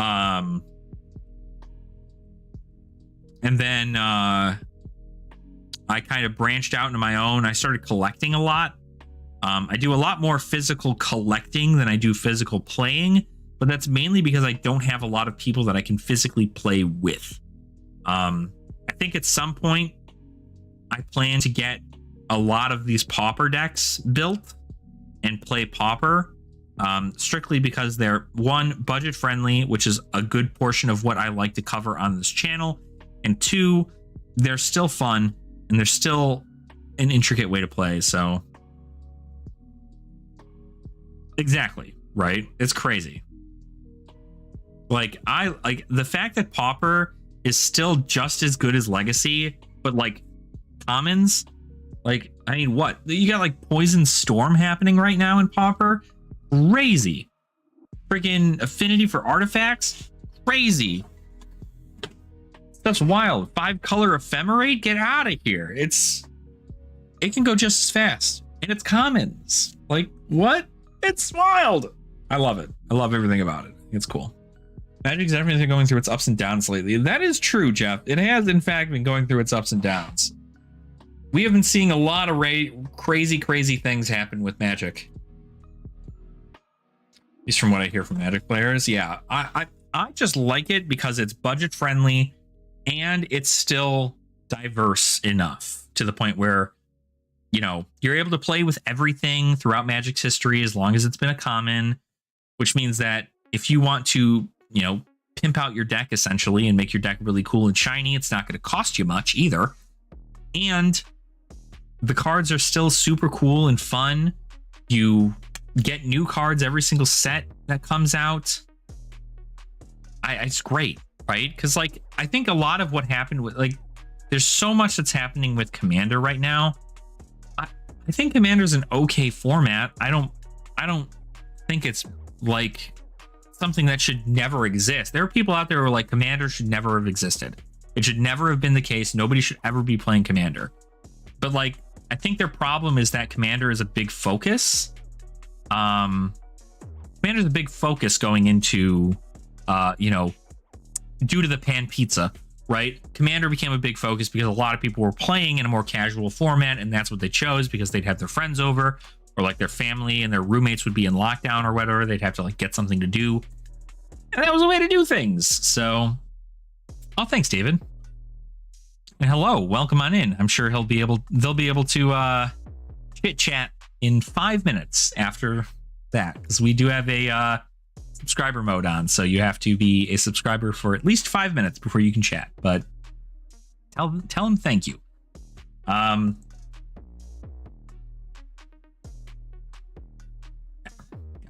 keep biting my nails and I need to stop doing that.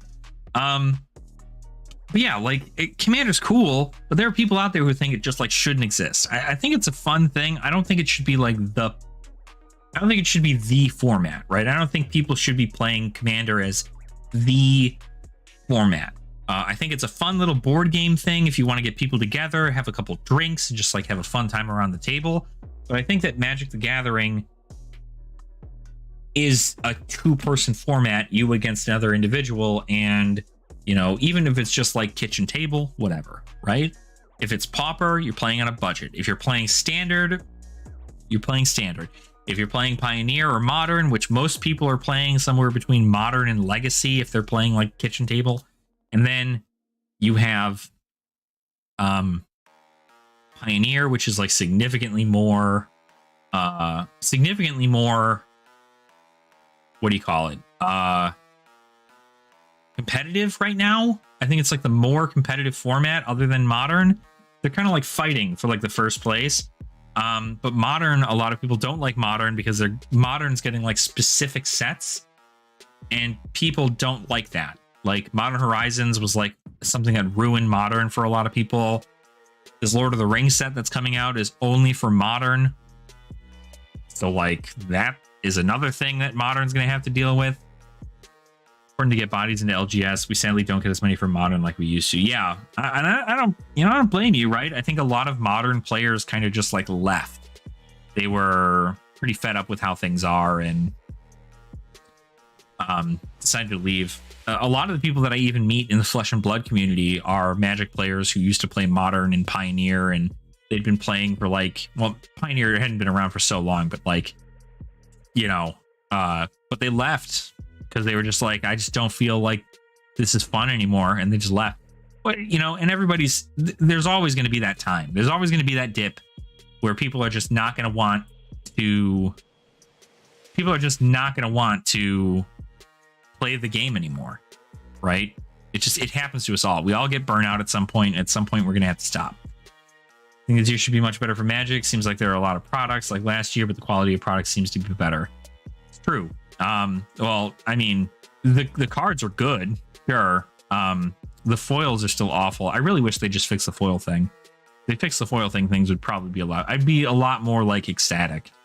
What's up, Bob? And Sarcastic Unicorn, welcome on in. How's everybody doing? I hope we're all doing good. Welcome on in to the lair. I'm happy to see all of you. Oh man. Yeah, no, I think the products that have come out have been very good, right? But there's a lot. And I think there's a lot to choose from, and people are just gonna have to pick out what they want to pick out and see how that is. But yeah, I don't know. It's an interesting one, right? And I do think, David, Commander is something that obviously getting 4 people into a store as opposed to 2 people into a store is better for the store. So that just makes sense. You also have people who are playing in Eternal format, which gives stores a better chance of moving cards that they normally wouldn't be able to move. A better chance at that, which is very good. But I feel like a lot of people who play Commander don't play Commander like it was supposed to be played. I feel like a lot of people play Commander now like it's CEDH, and like it's slowly becoming more CEDH than EDH. And therefore that means that if your buddy comes in with a bunch of dual lands and you don't have any, and their deck is like a 9 or a 10 or whatever, and you are at a 6, like you just bought a precon, it's just not like the concept, I guess. Yeah. Card variety is good. Yeah, exactly. More Commander raids. Yeah, for the record, David, MTG Gaming Bob here, he runs part of a channel called Pure MTG. They are doing a project over on their channel called Commander Raids, which is kind of like the PvE version of Commander. Pretty well thought out. They're putting a lot of work into the game itself. It's pretty fun. I've yet to play their newest version. I'll probably do that this weekend. I just got to remember to bring my Commander decks over to my girlfriend's house. But yeah, it's cool. The thing's fun. So you check him out. Check them out over at Pure MTG if you're curious on the gameplay of that. But Bob, hopefully we got the name of the next set to come out for Flesh and Blood called Dusk Till Dawn, and I think a lot of people are assuming that is a that is going to be the set that we're going to see PvE for Flesh and Blood. So things are happening. Things are happening. I'm pretty excited. I'm going to cover a lot of it here on the channel when it comes to PvE. I think it'll be fun. I would like to run events that like you get loot, and like at the end of it, like if you beat like the final boss, I give like everybody 3 packs or something. That could be fun. I play Magic or Flesh and Blood, but the community here is always friendly. Oh, Jeff, you're amazing. Stop that. You're great.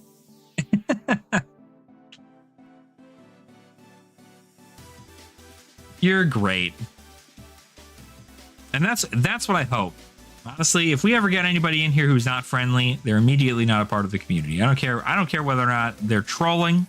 They're not like I want people to be friendly and kind and caring and understanding, and because that's who I am. And I want to express myself and have my community be a part of myself. Not that we have to be like one thing. It's not an all will be one situation. So, but yeah, so, but that's the thing. We like to be nice here. And that's what it's all about. So, golly, I can't be yawning yet. You know what time it is? Like 10:30. What I am gonna do is I'm gonna go get some snacks real quick. Give me 1 sec, guys. One second.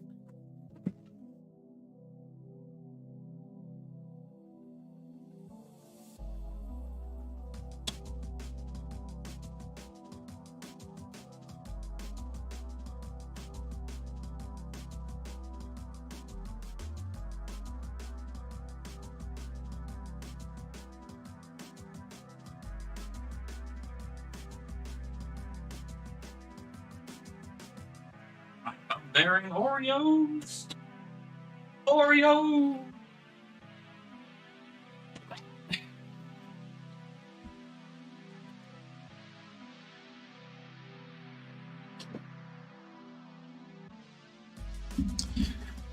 Yeah, Jeff, you like that Yu-Gi-Oh stuff.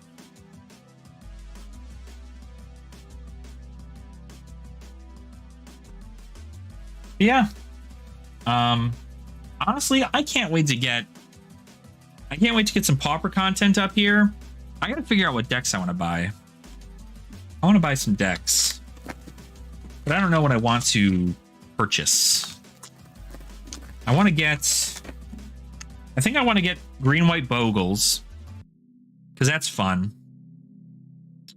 And then I want to get Pauper Infect seems also fun. The what do you call it? The Poison Storm or whatever you see going around.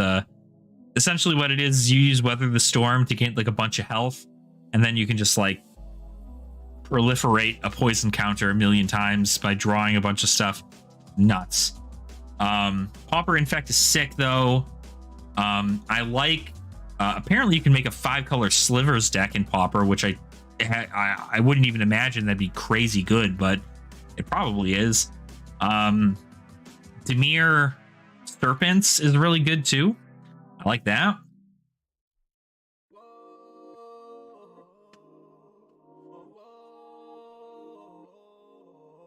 Let me see.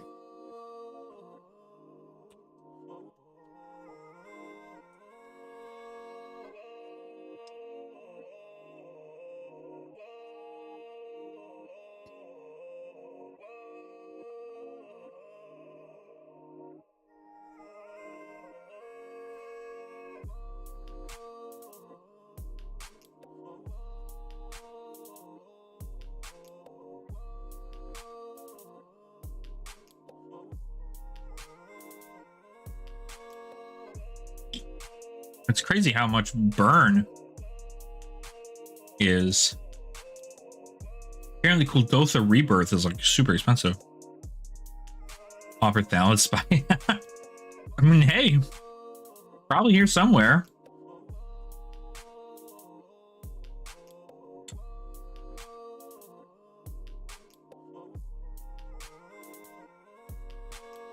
But it's great because like the amount of decks that go 5-0 in these tournaments is like insane.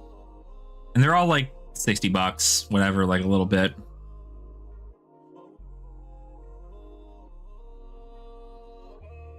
Mental note. Huh. Interesting.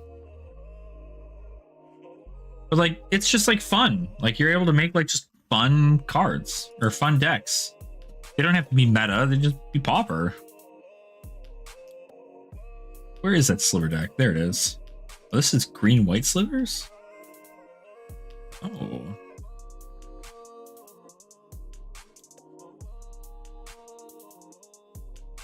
This is a $25 deck. It's a $25 deck. Lesnia slivers. Went 3-3 at a pauper tournament. And there's Naya Slivers, which came 13th place. A little bit more.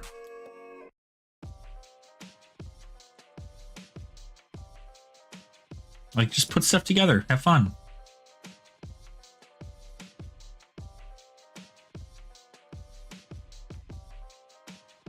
Mono Black Devotion. Still killing it. Still killing the game.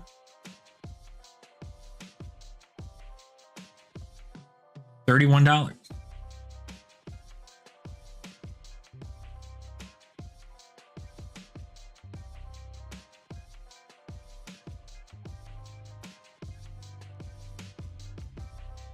But there's so much you can do. As long as you're not playing Storm, I think you're fine. The Storm, a lot of these decks use Lotus Petal, and Lotus Petal is like, what? It's the 36. Oh no, Ball Ritual. And yeah, Lotus Petal is like $25 a piece. Insane. They'll reprint it. They'll reprint Lotus Petal.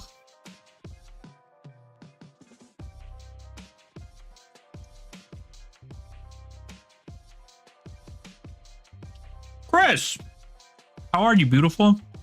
I know. I wish I could have been there, man.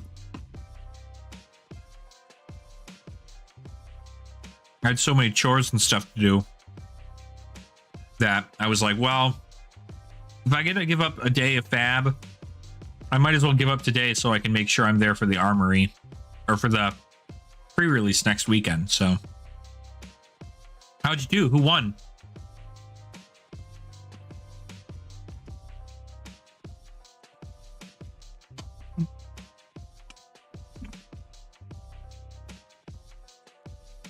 Mm-hmm.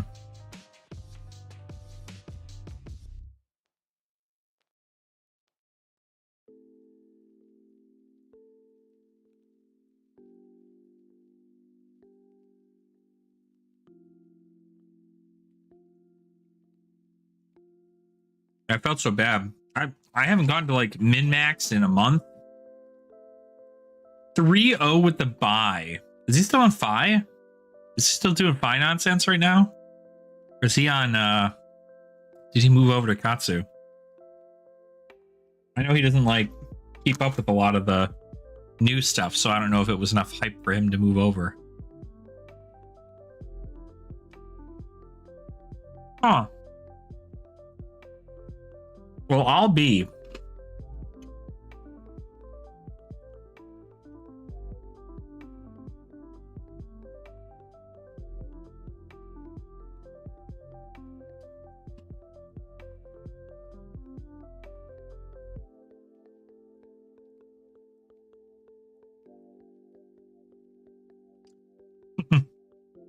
Wow. That's crazy. That's insane. Well, good. Hopefully, it looks like we're expecting a decent turnout for next week, yeah? For the pre-release. It seems like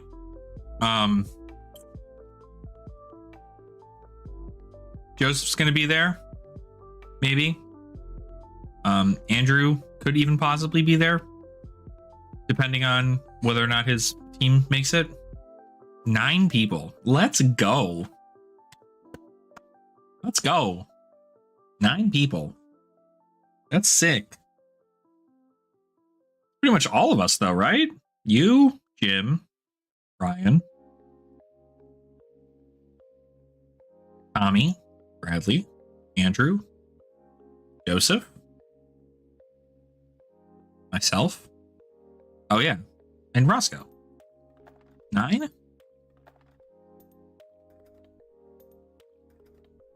think I'm missing somebody. Oh, that's right. Oh, really? There's another person asking about it. Ooh, are we going to let anybody into the inner circle? You guys let me in pretty well, so.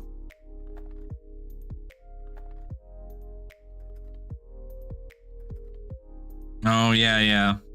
I couldn't remember whether Ryan said he was going to be there, didn't he? I thought he said he was going to be there. I forget what our Discord messages say half the time now.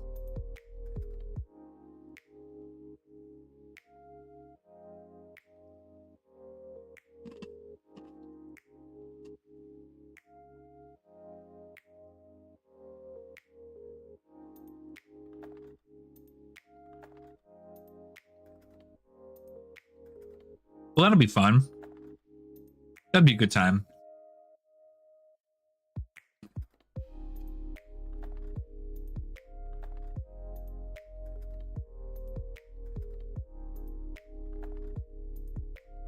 Now, did the stores say they got 2? Did I hear them right when they talked to you last week? Did they say they got 2 kits or 1 kit? It sounded like he said that they got 2 kits, which is kind of wild, right?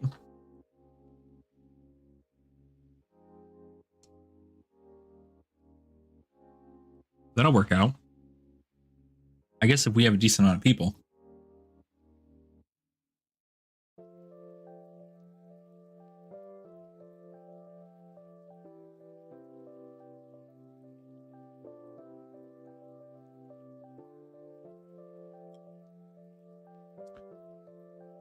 I also have to figure out Ordex Elves, Player Terry Rectus Madness Burn, and oh my god. Dude, we should play some Pauper sometime, man. I've been looking to buy some of these Pauper decks and just like play them out. I love these. I want to buy Slivers. I want to buy Dimir Control. The Tolarian Terror ones. I want to buy Orzhov Ephemerate too. That seems like a fun deck. I thought they might get. Oh, I see. I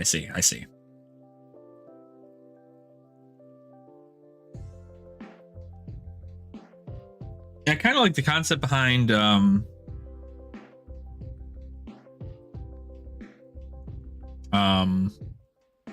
Orzhov Ephemerate too. Like, they just seem fun. Naya Slivers, Mono Black Devotion. The Pauper decks are all I have to Magic. See, that's what I'm saying, you guys. I do not. It's funny. I'm having a manic episode right now. I feel like I am on top of a literal gold mine of a niche part of an amazing game, both Flesh and Blood and Magic the Gathering. But I know I'm not. I know somebody else out there has been playing more Pauper than me. I know somebody out there probably has more knowledge and information on Commoner than I do. Like, I think with our power and our community, and I think with the things I hope to accomplish with this channel, God, dude, I think we could revive this shit. We could make this so cool. It's gonna be so awesome. People are gonna be able to play Magic the Gathering at a pauper level. I'll be able to give out prizes and stuff. It'll be a fun little thing. And then we can do the same thing for Clash and for Commoner. Is it Scred? Wow. Scred. My boy Scred. I also want to try out these Tron builds. The Tron builds seem fun too. I don't know. There's a lot of these that look like really fun. So. And it's just cool because, like, then I get to look at all the common cards that come out in a new set, and I can go, oh, cool. I'll buy a playset of all those cards for $30. And now I have every card I'll ever need for Commoner decks.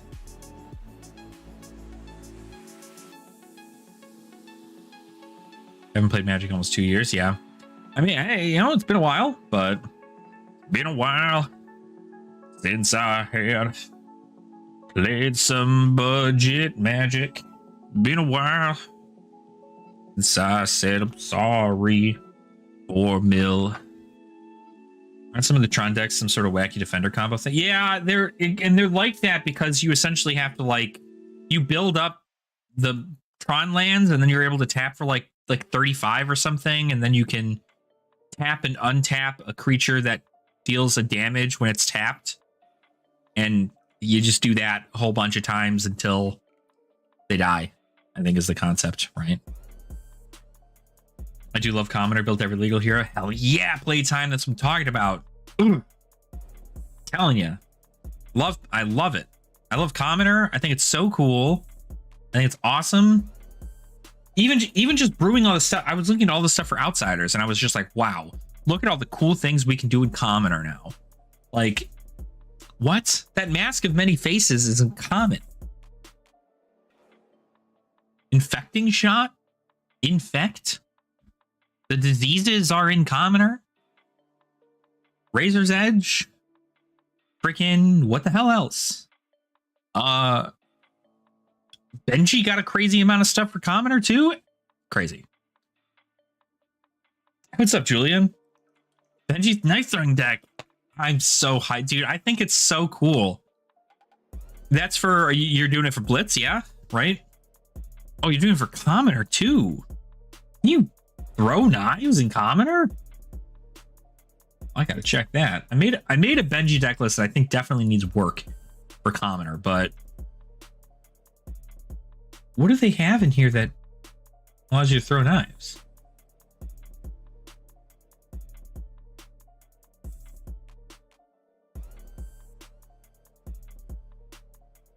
So you can build everything in every format. Hell yeah, dude. That's my goal, is to own a playset of everything in common, so I can at least like play whatever I want for Commoner specifically. There's no way. At some point I would like to start doing like master sets for Flesh and Blood, but like I said, very much so down the line. Plunge? Plunge doesn't allow you to throw them though, right? Plunge just gives them an attack bonus.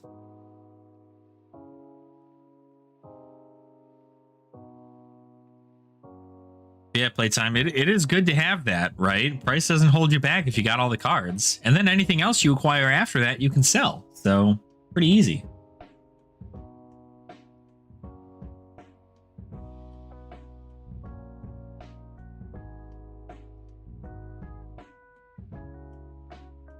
Yeah, I don't think you can do a throwing knife build in Commoner. You can do a dagger build. That is a thing you could do. Throwing them? I don't know.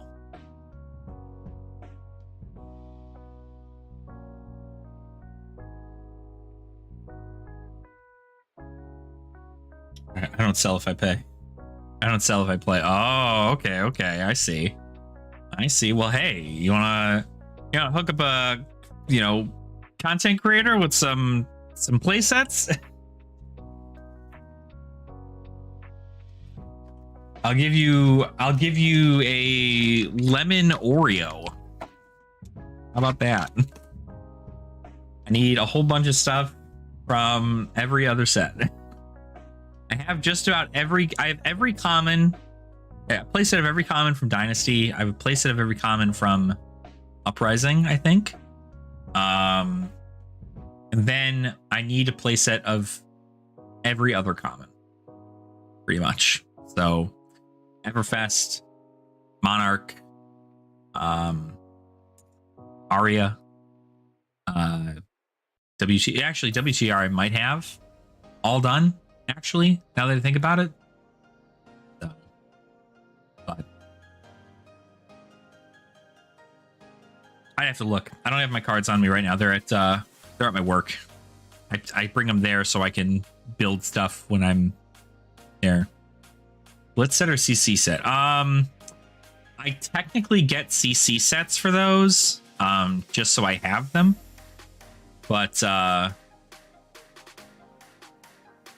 because I do play CC, but most of the time they if they're commons, I'm mainly using them to build commoner decks. So that's the purpose. But as far as like everything else, like, I mean, I need a ton of cards, but I'm not looking to spend money. I can't really do that right now. I need to be safe. I need to be a responsible adult, and I can't just throw all my money at this card game. I do not make a crazy amount of money. I make enough for me to live, and then, you know, buy some extra fast food every now and again. So, not really fast food. It's like a dinner for me and my girlfriend. You know, like go out to eat at a nice place. That's about it. That's about it, though. So I have to be a responsible adult, and I have to just like, I'm going to make all the content that I possibly can online, have a fun time doing it because I still get to play. But I think my biggest thing is, like I said previously, I want to get the commoner and clash scene more prominent in the Flesh and Blood community, because the people over at Tavern Brawlers are trying to throw leagues together, and there's not enough people who want to play. And there's a lot of people on the Tavern Brawlers, but I think there's a lot of people who are like different, like they just don't want to play other ones, and there was no prize support for the commoner or the clash league, so like I understand why they wouldn't want to do any of that, because then you're at that point you're just like playing to play. I think if you were able to like get a cool little trophy or something, that'd be fun. Buy more singles or packs decks? Honestly, I'm just curious. Like you're asking whether or not I buy more singles. I buy more singles than I do packs. If I need them, mainly because with Magic, I mainly collect. Unless I'm going to buy any of these pauper decks, then I will purchase singles still. It'll just be for the decks. Flesh and Blood is the same way. I don't think I've opened a single box of Flesh and Blood since Uprising came out. That is the last time I opened up a box of Flesh and Blood. I only really buy singles because I know it's not a gamble. I wholeheartedly suggest that if you are buying things, like you want to play a deck or you want to get a card, to not buy boxes and instead just buy singles. What do we get some DM? Yeah, dude, absolutely. Do you have a Twitter? You can DM me on Twitter. We can get something together. I have to open up a PO box first before that's the next thing. I think sometime this month I'm going to get everything together. I'm going to get all the information together, and I'm going to go and open up a PO box, because I've had some people say that they want to send me things. Even when it was my birthday, they were like, "Oh, I want to send you stuff," and I'm just like, "I'm not going to give you my address. Sorry, not going to happen. Can't do it." Yeah, if you have a Twitter, I think my Twitter's still, yeah. That's my Twitter. Follow me on Twitter. On Twitter.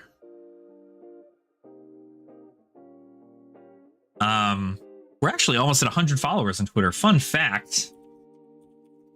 Something I don't advertise often enough is that I have a Twitter. We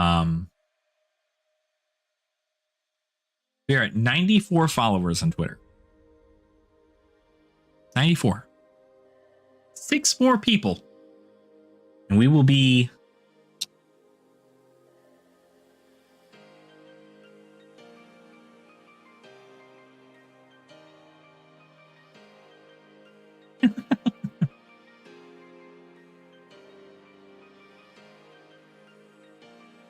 Interesting. Hey, playtime with the follows. Let's go.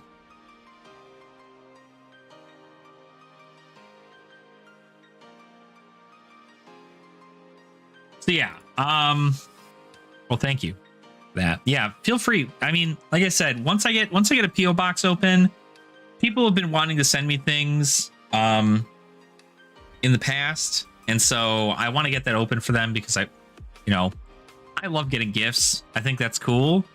You don't have to get me anything. You don't have to send anything to me, but like, I think fan mail is pretty cool. So if people want to send me things, then you can just send it to me. As long as you're not sending me anthrax, I don't care. Don't send me anything that's going to kill me.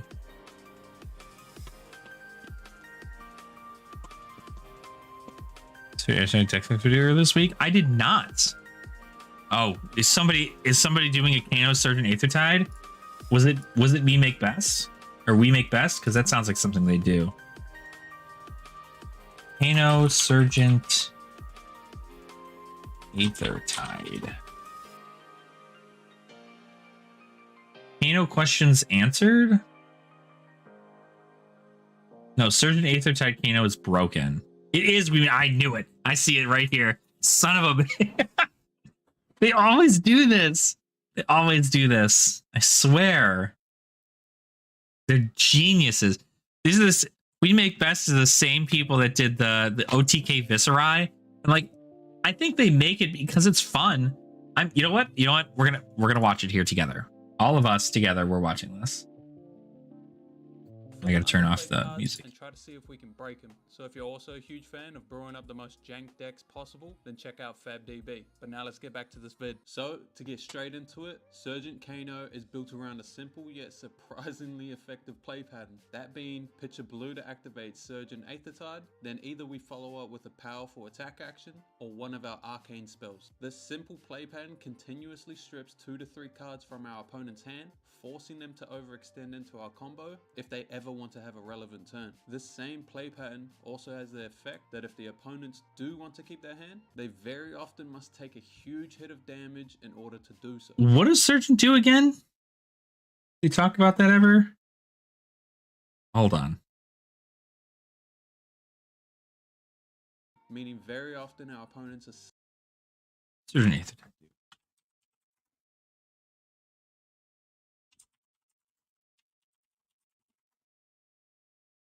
Deal an arcane damage. The first card you play each turn with an arcane damage effect instead deals that much arcane damage plus X, where X is the damage dealt by Surgeon Aethertide this turn. Brainstorm Kano is best Kano. 20 health before I think Moonwish Sunkiss Kano is best Kano. meaning that even if the opponent does keep a card in their hand, we're probably going to kill them through their AB3 anyway. If I had to sum this deck up in one paragraph, I'd say this deck feels a lot like how Bullander feels, in the sense that we're presenting massive attacks to chip damage and strip cards from the opponent to then allow us to threaten the opponent in their own turn with our Stormstriders combo. The big difference here obviously is Bradley gonna be running this? Is Bradley gonna run this? I feel like he's the only person I'd ever see run into. It's the only person I'd ever run into a Kano with. I wouldn't doubt if Bradley's already brewing this. Just says I can't message you, but if you'll send me what you need in comments, I'll see what I can do. Oh, thanks, Playtime. Why wouldn't you be able to message me? That's weird. You should be able to. My DMs are open. I'll check it later. powerful nice disruption. But I'll send you a message. I'll take a look through what I've got, what I need. Let's go over the exciting part first, that being the attack actions. So the attack actions that we decide to run are 3 Command and Conquers, 3 Enlightened Strikes, 3 Life for a Life, 3 Scar for a Scar in the main, and then we have 2 Adrenaline Rush, 3 Erase Face, and 2 Vipox in the sideboard. So most of the attacks have different purposes and benefits. Bro, what is this? Firstly, we'll go over the Go Again attacks, those being Scar for Scars, Life for Lives, and E-Strikes. The Go Again attacks give us access to double or even triple spelling without having to spend an entire card to activate Kano and pray that it hits a relevant spell. Instead, we can just force through massive amounts of split damage by activating Surgeon, then end off the chain with a powerful arcane spell, a potion, or just another attack action after that. I want to give a special shout out to ending the chain with a potion here, because this allows us to progress our board without sacrificing any tempo like how you'd have to do in a normal Kano deck. So that's the Go Again attacks. Next, we'll go over our disruptive attacks, those being Command and Conquers, Erase Face, and I'd even put Vipox here. These cards give us the ability to force opponents to interact with us because of the powerful on-hits these cards have. Command and Conquer is more broken in Kano than any other deck in the game, and this is for multiple reasons. First, players are never able to run Crown of Providence into a Kano without losing Arcane Barrier and leaving them vulnerable to our combo. The second reason, the most common card that you'll find in the opponent's arsenal as a Kano player is their Oasis, which is the bane of our combo. So for obvious reasons, if Command and Conquer ever gets a hit, more often than not, you're going to be destroying their Oasis Respite, clearing the way for our combo turn. Then third, the opponent is But they would just play the Oasis. What? forced to give. What is that? What do you mean? The thing they'd always have in their arsenal is that they, like, yeah, like you block that, but like, oh, you know what? I guess theoretically that is the smart move though, right? You're going to use it because they'd rather, you'd rather have them use that for Aether Wildfire, but now they can't. So, Bounce Baby doesn't want to sleep tonight. Oh, damn. Well, playtime. I hope things go well. Get that baby to sleep. We'll catch you later. I'll message you on Twitter. Don't you worry. Thanks for coming by, man.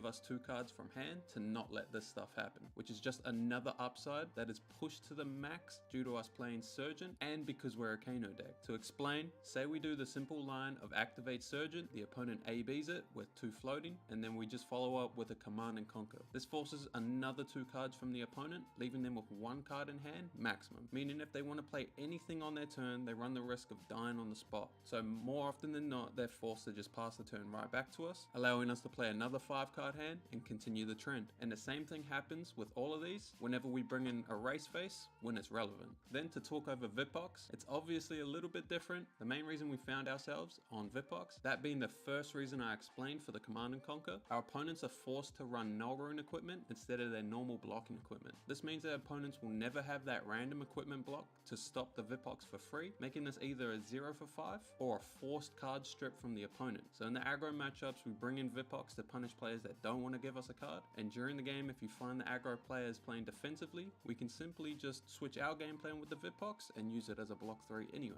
Then lastly for the attacks, we'll just go over the big ones, those being the 3 Enlightened Strike and the 2 Adrenaline Rush. These cards just give us access to the simple 2 card 7, which Bullland has already proved to be extremely powerful. The slight difference is due to us running Adrenaline Rush over the 3 cost 7s like Fiendel's Fighting Spirit. This is a small min-max in order for us to be able to play Life for a Life into Adrenaline Rush off of 1 blue, and we've been very happy with how Adrenaline Rush has performed as just another straight up give us 2 cards or you're in combo range to start the game off. Now lastly, due to this many attack actions, what an insane thing.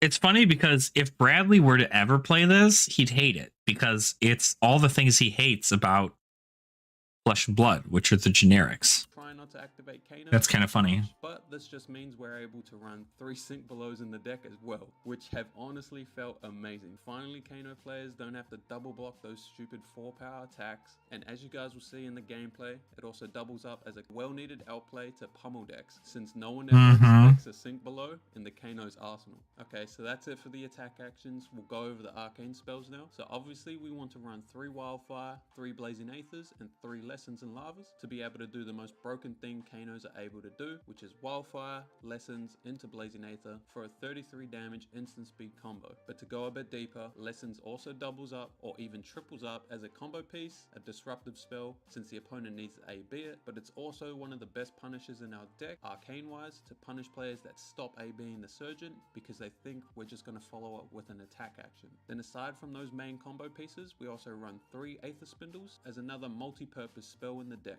We can use Spindle as a combo piece in desperate situations by going Wildfire, Spindle to op 10, and then hopefully find the Blazing for the kill. But also it's just another one of those must block arcane spells, since if they allow us to opt 4 to 5 cards and set up our hands, we can easily set up either a perfect combo hand or just another max value 5 card hand for us to do on our own turn the next turn. Now to round out the main board, we run 31 blues. We choose to run all the above rate blues, so 12 0 for 1s, 6 1 for 2s, and 3 2 for 3s. This is just to maximize the combo damage and consistency. Then we also run 10 what I like to call utility blues, those being 3 energy pots, 3 deja vu potions, 3 gaze the ages, and 1 eye of Ophidia. The potions, like stated before, are super easy to get on the board without losing tempo due to all the go again attacks in this deck, as Crazy. well as just as a punishment.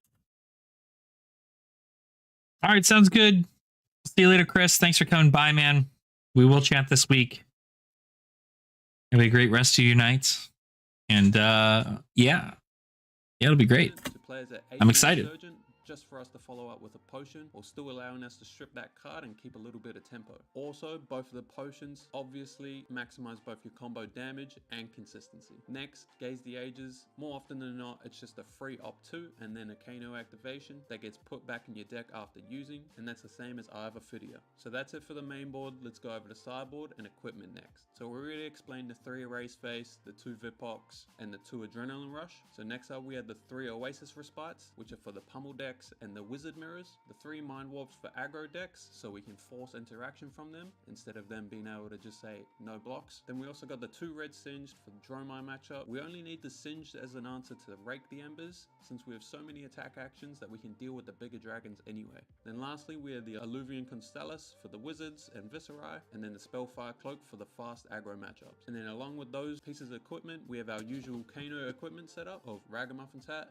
Fiendo Spring Tunic, Medical, Oh, man. Storm Striders, just to again keep the combo damage and consistency as high as possible. But that's enough yammering on about the deck tech. Let's get into some. I want to see it. So for the first game, we have a match against a 5. This matchup is a straight up race, and they tend to not want to block anything, so we bring in all the cards that punish them for not blocking. We won the die roll, chose to go second because tempo is OP as fuck, so let's get into it. So to start off the game, they lead out with a red brand for 3, go again. But we block with the gaze first just because we want to hide the fact that we're running attack actions for now. Then the 5 follows up with a Syrian Emberblade for 3, go again, which then we block with Lessons. Then they follow up with a Blaze Headlong, which then we block with the Vipox, taking 1 down to 29. They then activate Phoenix Flame and attack for 1, which we just take, hoping that they just arsenal their last card, letting us keep this life for life. But instead they end off with a Lava Burst for 6. So Bruh. we've got a block for 2, take our free block while we can, but very painful turn 0 for us. They leaked over 6 through our full hand of blocks, so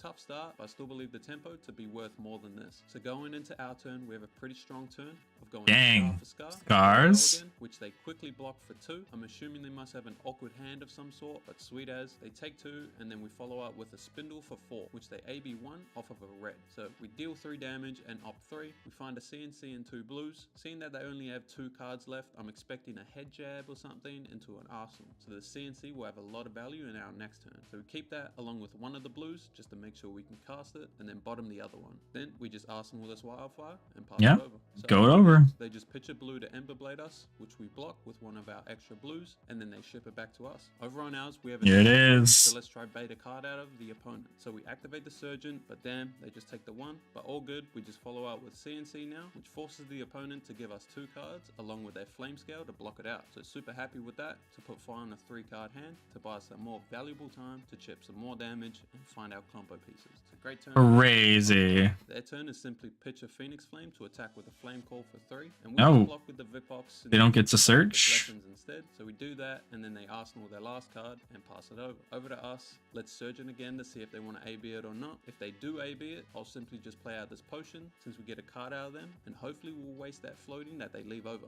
But if they don't AB it, I'll just punish them with Lessons into Blazing for 10 damage all up. Snap no AB the Surgeon, so I snap Lessons, grabbing a Blazing, then Kano into it and shoot for an additional 5 damage, putting them down to 24, which like stated before is well below combo range through AB1, so we pass it to them. We draw up the combo hand, so we're just going to let everything hit us this turn and kill them when they have the least amount of resources left for AB. So they go Rise from the Ashes. Yeah, they got it. So big turn coming. They start off with a Brand for 7, go again. We stay the course and snap, no blocks it. Then they attack for 3 with Ember Blade, no blocks, take 3 as well. We're at 14 now. Then they go 100 wins for 4. We take that 2 down to 10. And they crack Mask for Lava Burst, which comes in next for 6. That again, we just take 6 down to 4 while they crack their only AB in Tide Flippers. Oh god, they're coming Go in. time now. Simple Wildfire Blazing combo. Just got to Kano into any arcane damage spell in order for us to play Wildfire, random spell into. You destroyed your arcane berry, you idiot. So then we just pitch the yellow and the last blue to activate Storm Striders, then play the Wildfire from Arsenal. We respond to the Metacarpus trigger with Ragamuffin's hat to see what color card we draw, letting us know if we can meta our combo or not. We draw a blue, so perfect. Put the Blazing on top of our deck, then we say yes to the Metacarpus trigger on the Wildfire for 5. They go to 19. Then we follow up with that sap that we banished just before for 1 plus 5 from the Wildfire and plus 1 from the Metacarpus. So 7 all up, putting them down to 12. Then we use the blue we drew off of Rags. Nuts. Into the Blazing we know about to finish them off with a Blazing for 12 plus 5 Insane. from the Wildfire and 1 more after that from the Metacarpus. Jeez Louise. Making that a 30 damage turn. If you want to learn how to do a Kano combo like this, I'll pop a link up. Oh, gross. Video explaining all the Kano Disgusting. combos. For the aggro matchup, we just have so much disruptive attacks to force them to block, making their turns so much more weaker and easier for us to deal with. But then we've seen when they don't respect our damage, we simply just put them to 24, which is well into kill range, even through AB there. So GG's. But that's it for the aggro matchup. Next, let's go over an Oldhim matchup. Ooh. This matchup is a lot easier than the fire matchup. All we're doing is trying to get all of our potions and our attacks out of our deck through the first cycle, while continuously stripping the Oldhim's hand, not letting them ever get a real turn. All while we pitch stack a Wildfire combo for the second cycle of our deck. So, getting into it, same thing. I won the die roll, chose to go second, since I'm addicted to tempo. They lead off with a red chokeslam for 8 with 2 floating. Not scared of a pummel because I'll just activate Kano in response. So, block with 3 cards for 9, holding the E-pot, since like I said earlier, I just want to get the potions out early. They don't have the pummel, so perfect. Take 0, they Arsenal, pass it to us. Our turn, very simple. We have an E-pot that we want to get out ASAP. We also have a Wildfire, so we can immediately start our pitch stack count, and also one of the most perfect Arsenal targets in the Oasis, allowing us to counter any CNC pummels that come our way this game. So easy turn, pitch it into the Surgeon, they pitch a blue to AB it, then we just play out our potion and pass. Nice to get a card out of them while developing our board. Over on theirs, they must have had a lot of reds, since they just attack for 4 with Titan's Fist, which we just throw the Wildfire in front to block 3, taking 1 down to 29. This is crazy. Our turn, looking very good. We pitch the eye to activate Surgeon for 1, but first we opt 2. We see a Gaze and a CNC. We put the Gaze to the bottom to go with our Wildfire and our blue at the bottom of our deck already, and leave the CNC on top. The opponent ABs the Surgeon with a blue. We follow up with a Scarf for 4. They activate their crown and give us a 3 block, locking it out, and we end our chain off with another potion. So another decent turn. We strip 2 cards from the Oldhim while developing our board and continuing to stack our Wildfire combo on the bottom of our deck. Super happy with the start, and we just pass it over. So over to Oldhim, only have 3 cards, so they just attack for 4 with a hammer again. We have a very nice 4-card hand, so I choose to take this 4, use our life as a resource, down to 25, and then they just pass it back. Over on our turn, I lead off with E-Strike for 5, go again. I have to put this Oasis on the bottom of my deck, right in the middle of our combo pitch stack, but I knew it'd be alright since it's right next to an Eye of Ophidia and Gaze to let me opt it away anyways. Oldhim activates Tunic to activate Crown, and then blocks for 4 in total, taking 1 down to 39 from the E-Strike. Then we just follow up with a CNC for 6, which they quickly block out with 2 3 blocks. Happy to once again strip their whole hand, pass it over now with the extra safety of Dang. the Oasis up as well. So over to them, they either had 2 reds in hand or just scared of our combo due to our potions and Tunic up, so they just pass it back. So back to us again, we got another nice hand. Here I want to pitch this Blazing to go into the Wildfire stack at the bottom of our deck. So I pitch a blue to Surgeon, which they AB off. off with a blue, then I follow up for 7 with an Adrenaline Rush, pitching the Blazing. Here they activate Crown and put Insane. 3 blocks in front, a Kano before the damage step in case I hit a 1 cost 2 damage wizard spell to eat the Crown negation and go over their floating AB. Unlucky we hit a Spindle instead, so we just leave it there, and once again we're happy to strip 3 cards and progress our pitch stack, so we pass it over. Once again, they just move to Arsenal with 2 cards in hand in fear of our combo problem. Man. We're actually stacking the combo right under their nose, so we just let them Arsenal and let them pass it back to us. So over to us, we have an awkward hand of 4 reds. I choose the pitch the Spindle because it would be a nice card to put with our Wildfire and Blazing in our pitch stack, along with still allowing me to present a relevant turn of Life for a Life into a Life for a Life. So the Oldham crowns and blocks for 3 on the first one, then Oasis respites the second one with the floating resource. Not bad, stripped 3 cards again and got an Oasis out of them. Pass it to them. Once again, their turn stuffed because we stripped their hand, so they just Arsenal, pass it back to us. Our turn, another pretty awkward hand with only 1 blue, so we have to pitch the Quickening and the Oasis to Surgeon. We don't mind what we're pitching now because we've already set up our God stack, so just need to race through our deck to get there. So yep, pitch the reds to Surgeon, they AB1 with 2 floating, then we just play out our Spindle for 4, and they go Crown and AB3 to block it all out, then pass it over. So over on their turn, they play the Infinite. God, it's so boring. What a boring, like, thing. And Tunic up. So I'm expecting the pummel, so we block for 6 on him. Then just as we predicted, they activate Tunic to cast the red pummel. And this is why I put Oasis in the deck. So we just activate Tunic, Oasis, the CNC, completely negating out their best turn yet, and even gaining a life after it. Huge. Now they have no Arsenal. That's insane. Pass it back to us. So our turn is simple. Just play out the potion, Arsenal this Lessons, and keep the threat of a combo on the Oldham's turn, so we pass it over. Their turn is just pitch to Spinal Crush us for 9. Very simple. Block 6 here, take 3 down to 23, then they Arsenal, pass to us. Our turn, we got another simple one, just still playing out all these attacks as we draw them, so E-Strike for 7, better rate than any wizard card we can get. We get 2 cards out of them, so we chip them for Dude, 1, it's coming down to the wire. pass it over. This is crazy. See why they didn't Crown on ours? They play on an energy potion from Arsenal and then ship it to us. I have the combo in hand here, funny enough, but probably can't kill through 2 cards, so all goods, we'll let them pass and just go to ours. On our turn, we start off with the Surgeon, which they AB1 with 2 floating, then I pitch another blue to activate Kano, finding a Blazing Aether. Here I chose to shoot the Wildfire here because it's more likely to chip over damage, and if it does chip over damage, that lets us get a little bit more value out of this Blazing that we just banished. So Wildfire for 4, they don't want to give us another card, so they just AB2, take 2, then since we've dealt 2 damage with the Wildfire, this Blazing comes in for another 2 after that, putting them down to 34, and then pass it over. So since they chose to take extra damage there, I'm expecting something big like a pummel. They activate Tunic and pitch a blue to play Endless Winter fused with a Channel Leg. So it's a pretty big one from them. I still suspect a pummel here, but half my hand doesn't block anyway. So, well, block with the Lessons. Lucky for us, there's no pummel on the Endless Winter, so nice. We take That's those, good. Take 5 and the Frostbite, then they pass it to us. Our turn, pretty straightforward. We're just going to pitch a blue to Scar for 4, go again. They activate Crown and put a 3 block in front, so 2 cards for the Scar, and then we just follow up with a potion and then pass. Over to them, they lead off with a CNC on the same turn. Oh, you draw 2 sinks. See by my mouse, I'm extremely happy to see this. I'm kidding. So pretty sad to see, but the good thing That's is rough. they don't have Tunic up, so if they do have pummel, it's going to cost them that E-pot. So all good, we block for 6, pray to Allah, no pummel, they crack the E-pot and pummel us. Again, my mouse No. just how excited I was that this is happening to me. Whee!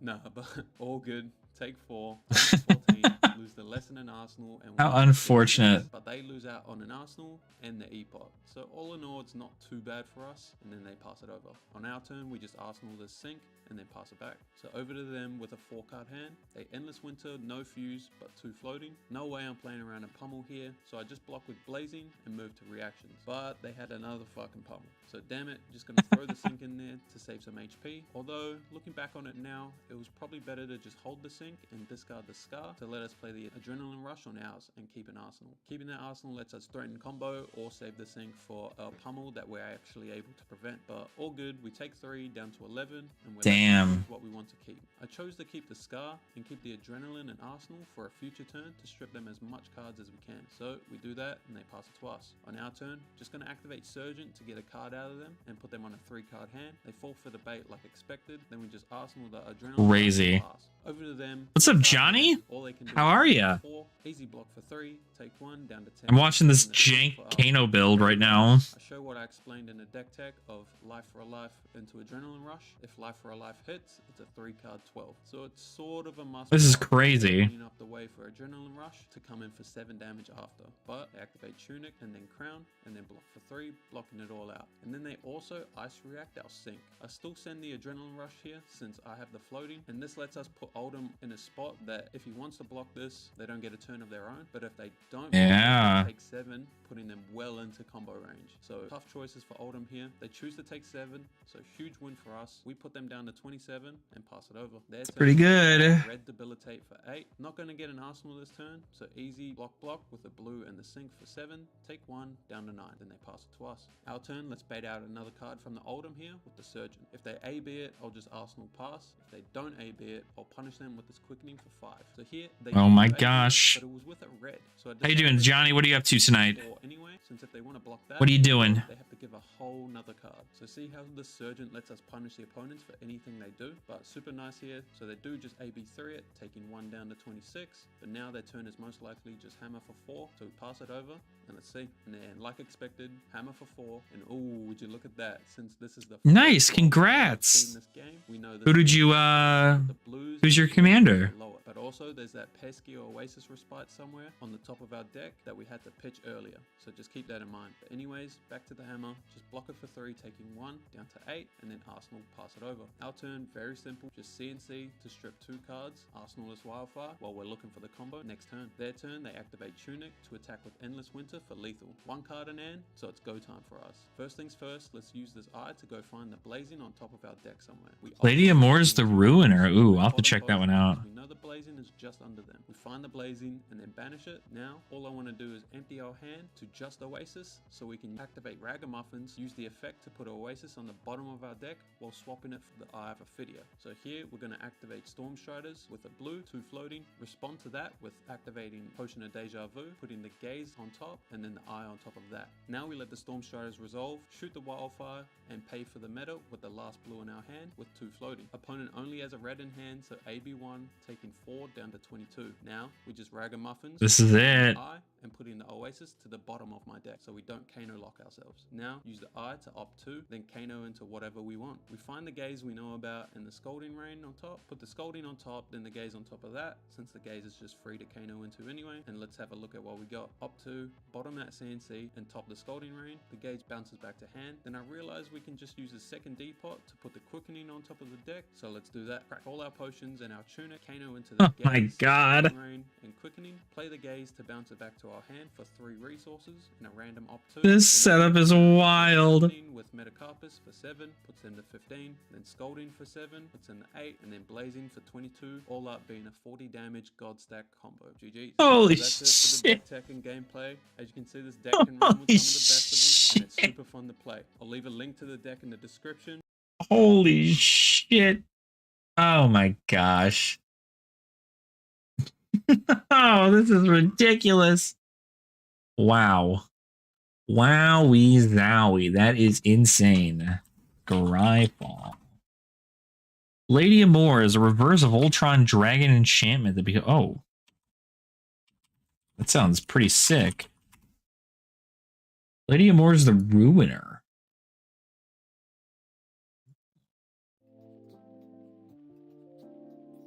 Flying Vigilant Trample has hexproof if it hasn't dealt damage yet.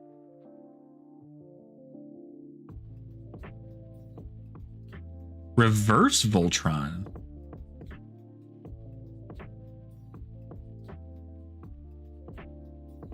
Sister of Nico Bolas, survivor of the Elder Dragon War, the most vicious of her kin. Lady Amour's is pretty dope. Do you run the original?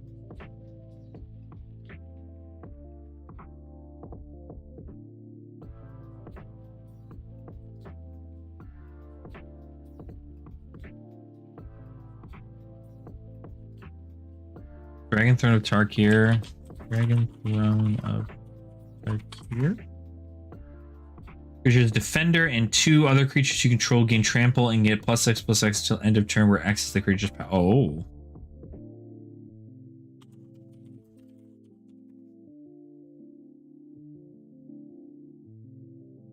Oh, I see. So you like buff it to give it stuff to another person. You buff it to give your other creatures the buff. So they come in for like 20 or something, right? That's 6. They come in for 6, and then they come in for, that's also 6. 12? Pretty neat. I think it's kind of neat. I like it a lot. And it's a Naya. Good color combo.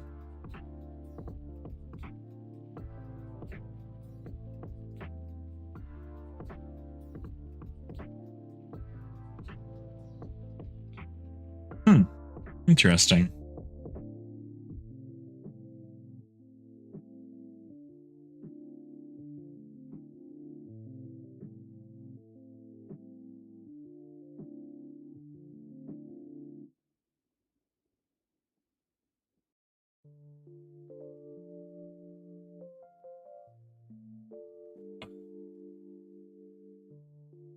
That's pretty cool. I like that concept. Damn, I can't believe that Kano deck. What the fuck? Starfield of Nyx, Berserker's Onslaught, and Fiery Emancipation. Oh, Starfield of Nyx. I've never heard of that card. Turn target enchantment card from your graveyard to the battlefield. As long as you control 5 or more enchantments, each other non-aura enchantment you control is a creature in addition to its other types and has base power and base toughness each equal to its converted mana cost. Ooh, I see.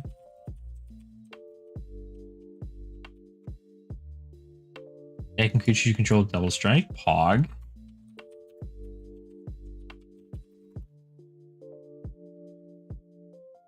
Ooh, yeah, that's pretty good.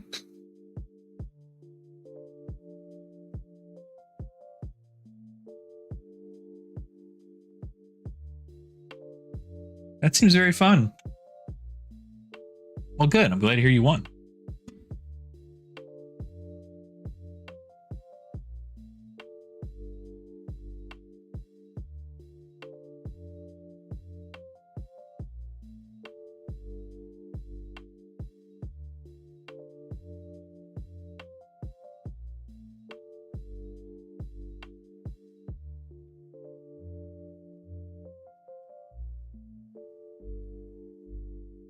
That's so crazy.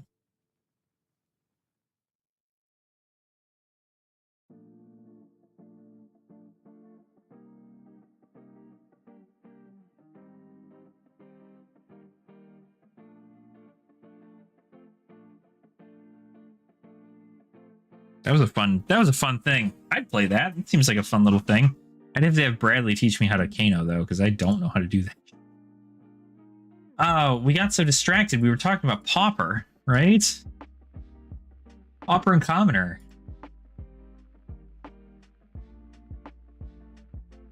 I'm gonna have to get new cards for Katsu. I'm so excited for pre-release. It's gonna be so fun. Outsiders pre-release is gonna be so good.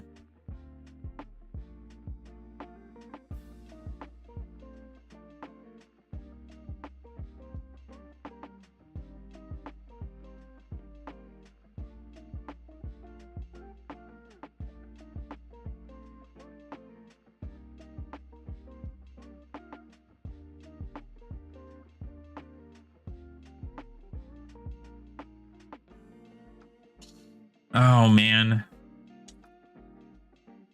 I just want to buy deck. I don't have the money. I don't want to proxy them either. I feel like proxying a Pauper deck is like well way out of the concept, like not doing what it should be. Oh god.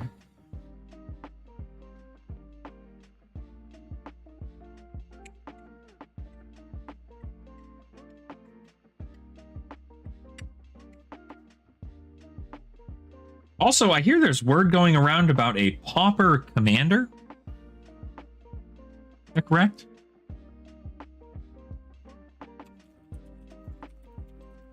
That sounds like a fun thing. Pauper Commander. PDH. Variant of Commander inspired by the limitations of Pauper, allowing only common cards. When I came in here, the Kano video, it really was fun.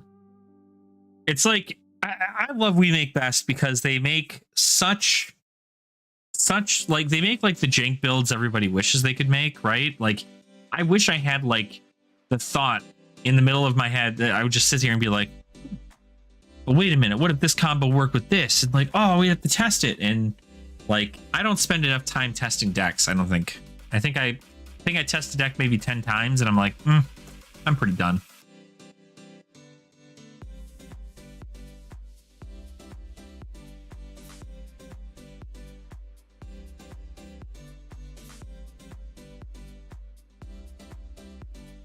Oh, 30 life. Uncommon creature, that's the Dex Commander, I see. Because there's no legendary commons, right? Another difference is that a player dies after taking 16 damage from a single commander. Pauper Commander follows the combined paper online rarities adopted by Pauper. It also allows the use of promo cards. This means cards that have been only appeared in the common or uncommon rarity and online, such as Chainer's Edict and Bastion Protector, are illegal to play. Yeah, that makes sense.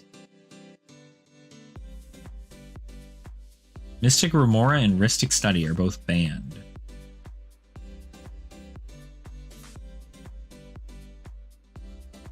Two banned cards. Pretty cool.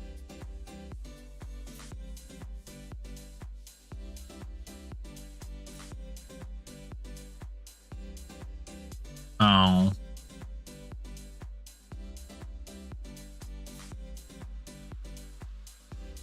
I wonder if there's a thing on here.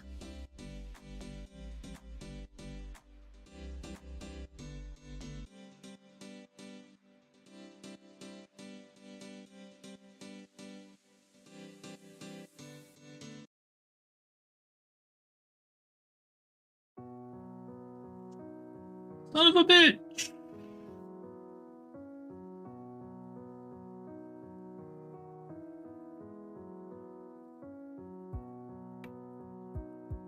Canatha Mono White Voltron. That costs a whopping $31. And it's so great too, because like, again, right, I think that's the biggest thing that I want to have as like a takeaway for this channel, right? Is I want to make it so commons and uncommons are like sought at, maybe not like sought after, but like they're not like thrown to the side, you know? Like the amount of times I've seen people throw away commons and uncommons, I've been like, come on, that could have been something for somebody else, you know? Like that's still a way for people to play, but so many people only care about the dollar value of a card these days that they'll like throw away anything that's under 10 cents. And welcome back, Playtime. Glad to hear you conquered the beast.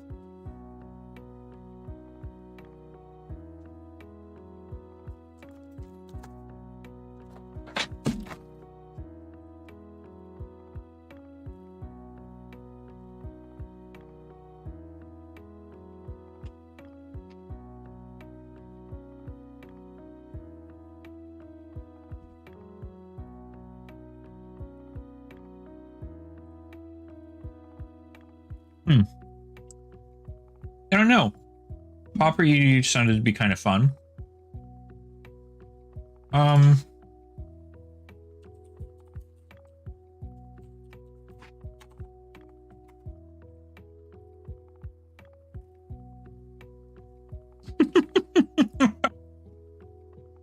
Troma's not boring.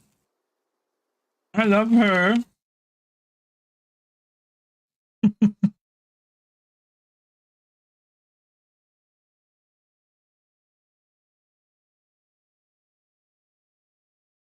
Yeah, Oldham. Oldham will put you to bed. Oldham versus Dromai? Forget about it. Forget about it.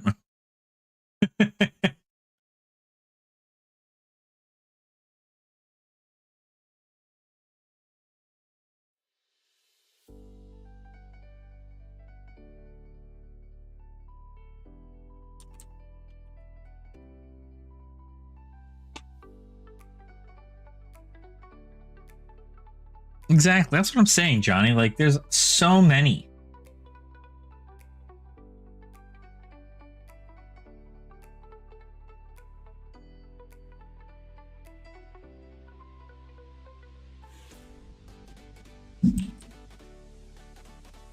Look up some of these.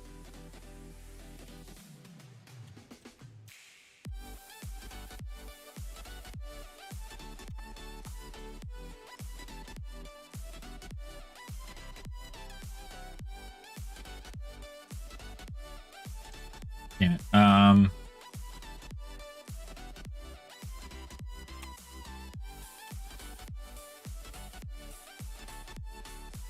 Oh, that's not right.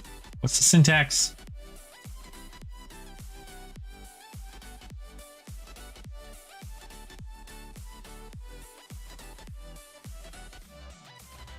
Legend.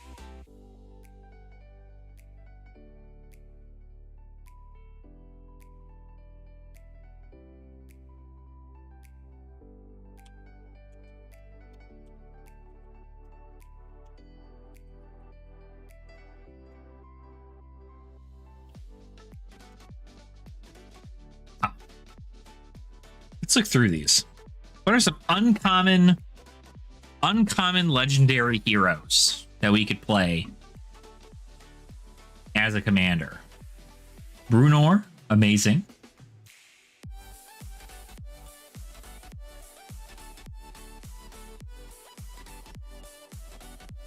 We can play Ambassador Blorpity Blorp Boop. This is MTG Gaming Bob's favorite card. Is Ambassador Blorpity Blorp Bloop.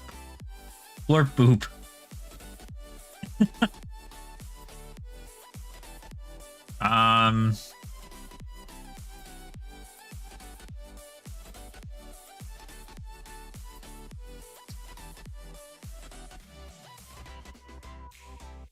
Dina Soul Steeper? Is it over $5,000 deck? Oh, like in not Pauper Commander? Like regular Commander?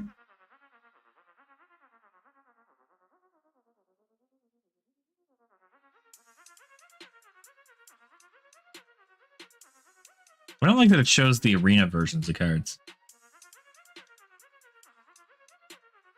Aaron Benelli's Ruin. Oh. Sacrifice another creature. I see. Oh, Dina's good. That Golgari, like, Golgari, life gain, life drain decks, really good.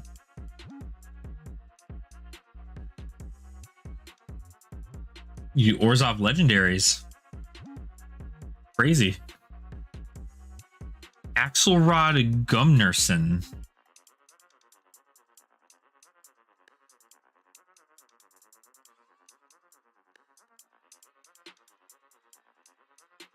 Expensive common or pauper decks because it makes no sense. Yeah, right? Could you imagine? Like, oh yeah, my pauper commander deck is $300. It's like, what? Excuse me? It's like, oh, I just foiled it all out. It's not actually worth that. Make a Barktooth Warbeard deck. Just the vanilla son of a bitch. Bladewing the Risen is an uncommon? That's really good. On deck with a Flare Tronlands. Ooh. Tron do be dope. It do be dope. Probably what I would need in something like this. Oh, golly.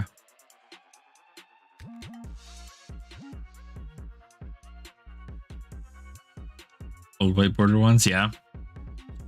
I thought about getting the white border ones. Although I'm sure there's like a fancier version of them out now.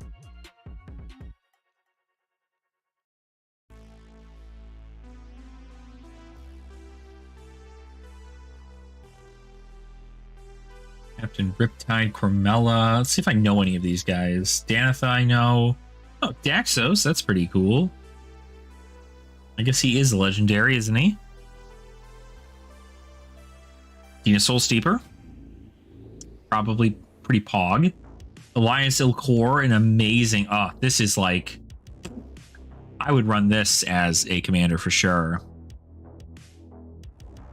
This is UB? No. There's probably another version of Daxos that exists that's UB. I know... Or not UB. I don't think it'd ever be UB. Because he's white. UW? You mean? WU? Woo?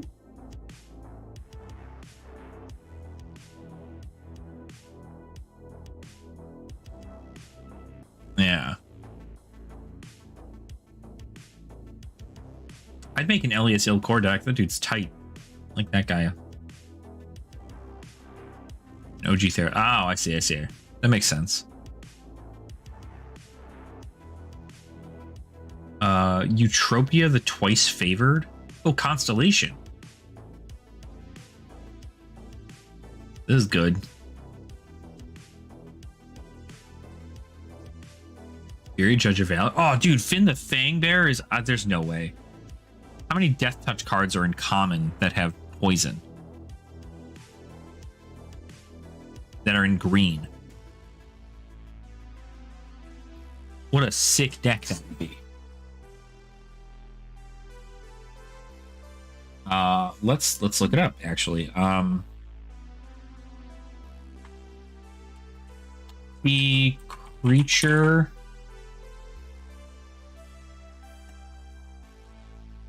color green, rarity.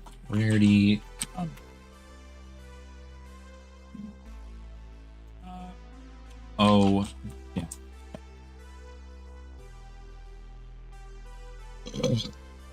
Yeah, no, there is a Pauper Infect deck. Mm-hmm. They just got a whole bunch of cool stuff with that too. With well, I guess it's Pauper Toxic, whatever. But I'm mainly looking for these cards to be for this other thing. Yeah, there's not even a lot in here. You have to like give things Death Touch, and I don't think you can. What has Death Touch? Green. And has this. Flash Flying Death Touch. Can't run that.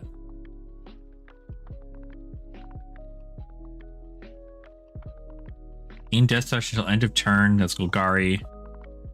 Yeah. But if you were to play Finn the Fangbear as a commoner, a Pauper commander, you can only play green. So I have to play only green things. Target creature gains Death Touch. I guess that's not bad. I can run like big scary things. Target creature gains Death Touch. Death Touch, Death Touch. Gains Death Touch, Death Touch. Target creature gains Death Touch, draw a card, Death Touch, Death Touch. Flying and Death Touch. Oh, can't run that. Death Touch, Reach, Death Touch. Two-Eyed Cobra. Golgari, can't run it. A lot of snakes and spiders, right? That just makes sense. Interesting. What's some other stuff? Ganex is a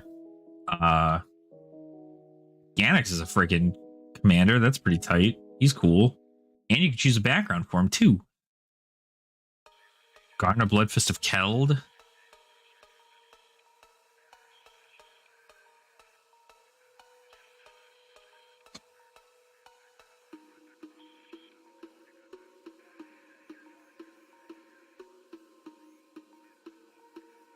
These Goshintais are legendaries? Interesting. These are shrine specific though, so I don't really want them. The Guan Yu. Horsemanship. Make it happen.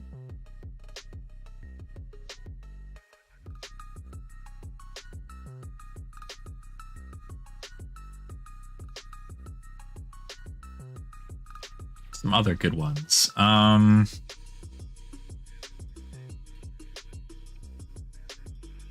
Other good ones here. Isn't from prototype creature? True, the prototype stuff is pretty sick.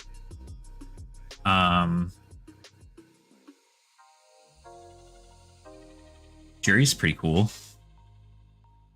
Kalane, also not bad.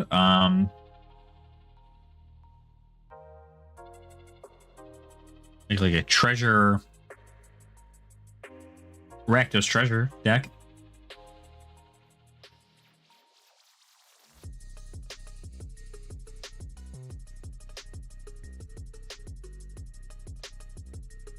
Corella or Corlessa, pretty good. Krydle, I've loved Krydle. I would love to make a Krydle deck.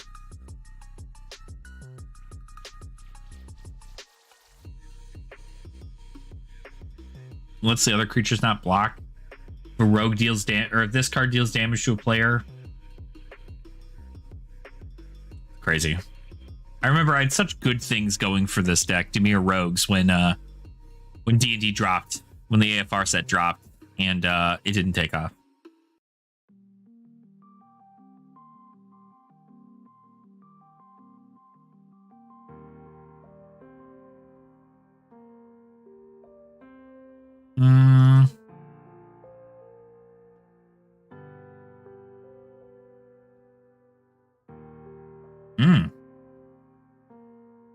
You can play Lulu Hollyphant and play Ephemerate. Pog.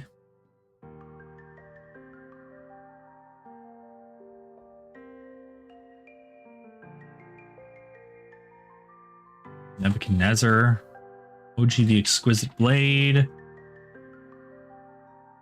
Yeah, Queen Anella. Is that King guy on here? I think I passed him alright. I had to have passed him alright. No, he's a rare. Queen Anella Rudock, on the other hand, is not.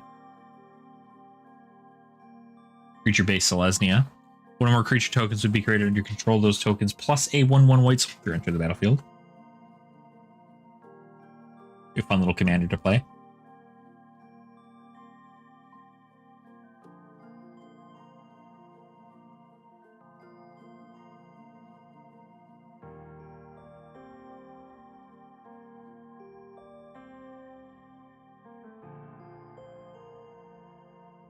Ow. Oh god, my legs. Oh. My leg!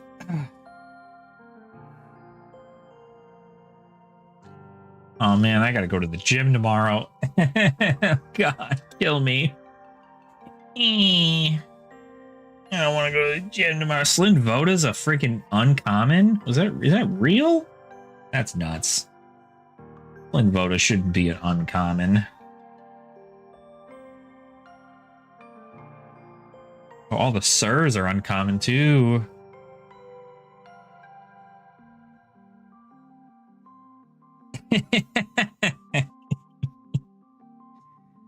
Funny joke, playtime, funny joke. He's got money. He owes me money. The bitch owes me money. I gotta go beat his ass.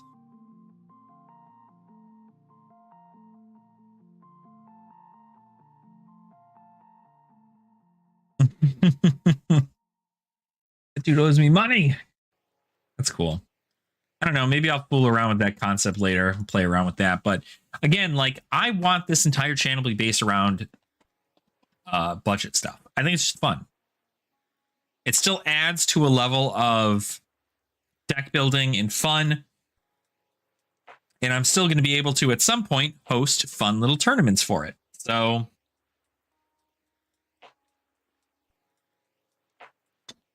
we can even do like Pauper EDH. We can do Pauper games, and we can do Commoner and Clash. Cool. I'm excited. That's what I'm saying, dude. Playtime. That's what I'm saying. That's what I'm saying. I'm going to sound like a broken record here, but like the reason I like doing this, Commoner Pit Fight. Ooh. You might be onto something, Julian. You might be onto something. I've actually never played Pit Fight before, so I wonder. I should probably get around to playing that at some point. But yeah, like seriously, something that I really, really enjoy about these budget formats, it's not that they're affordable, right? Although that is just one of the things, right? I mean, I could throw money at a card game all day. Will I regret it? Yeah, probably down the line, but like, I'll have fun in the moment. But the cool thing about playing with commons is like this is like the base level. And with this common build, a build full of common cards, you can use that strategy and build upon it, starting from the ground and learning its entire function, learning what its playstyle is like. And it's like, that is so valuable. And I feel like a lot of people miss that, right? When they get into a format or when they get into a game, it's like, when they get into a game, they are immediately thrown into this like, oh, you know, you want to play? Okay, well, here's a pre-con deck. Okay, cool. You want a pre-con deck? Yeah, it'll be $40. It's got a bunch of cards in there, but like the deck's not really super great. And like, you're gonna have to upgrade it because like the other people that you're gonna playing with in this format are like actually good players probably.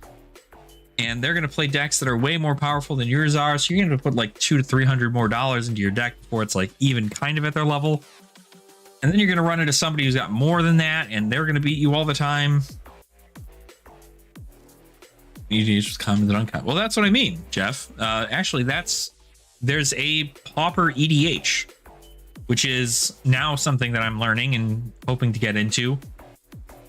I don't know. I hope to revitalize this common, uncommon based meta, right? Like, I feel like a lot of people they go right to the stuff that's going to be money. And then they get burnt out because they're not winning, because they don't get concept to it. And there's all these other things occurring. It's just not good for the health of people's sanity, really. Like, they got to remember that like they're doing this because it's a fun game. And like, some people are in it for the money, sure. And like, if you want to dedicate your time to being a good player, go for it, right? But like, everybody's got to start somewhere, and that's what I want for this channel. Is I want it to like be a place to start. I want it to be a place where people can go, oh, are you just getting into the game? Let me recommend Ashen Wings. If you go to Ashen Wings TCG, he's got a ton of videos on Pauper and on Commoner in Clash, right? Like, a bunch of these beginner formats that cost nothing to get into, that give you the bare bones basic idea of how to play a hero. And that's it.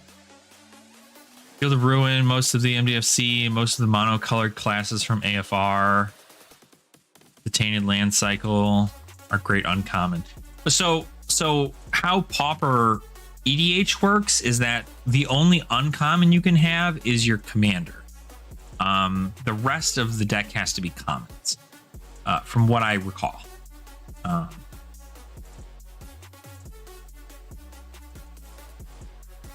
Pauper commander.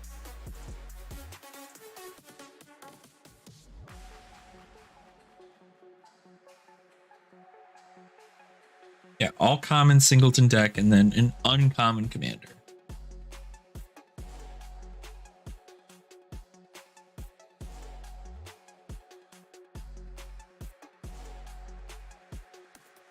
And even if you wanted to limit it, right? Let's say you wanted to make like a fun little alternate format where it's like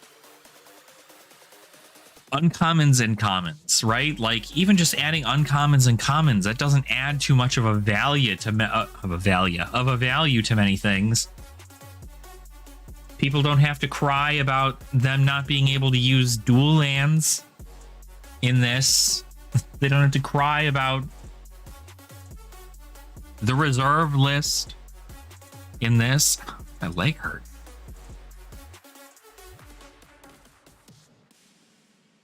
Everybody gets to play at the same level for right around the same price. New cards come out, add cards or remove cards from decks. Pretty cool.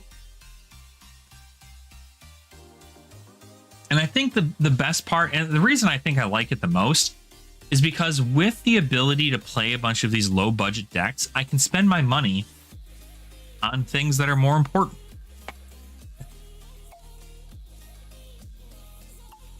Like, are you looking to get into a hobby, but you don't want to, what if you lends you? Yeah, I tell you. 4 cents a piece? Just wait till you see those scry lands. Insane. Yeah, what am I saying? Like, are you looking to get into any of these TCG hobbies with your friends and you don't want to spend hundreds of dollars? Well, good news. You can just play this format and you're able to play for a very, very cheap amount at a highly competitive level for that. And then you can build that deck into something that you like into a more competitive format if you want that.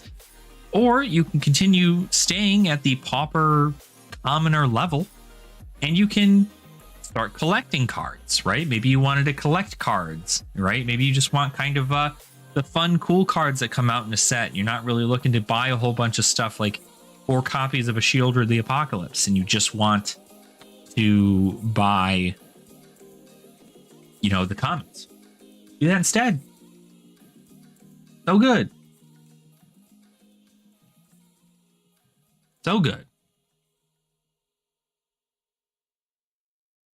Bum, bum, bum, bum, bum. I almost started a YouTube channel a couple years ago called Pauper People.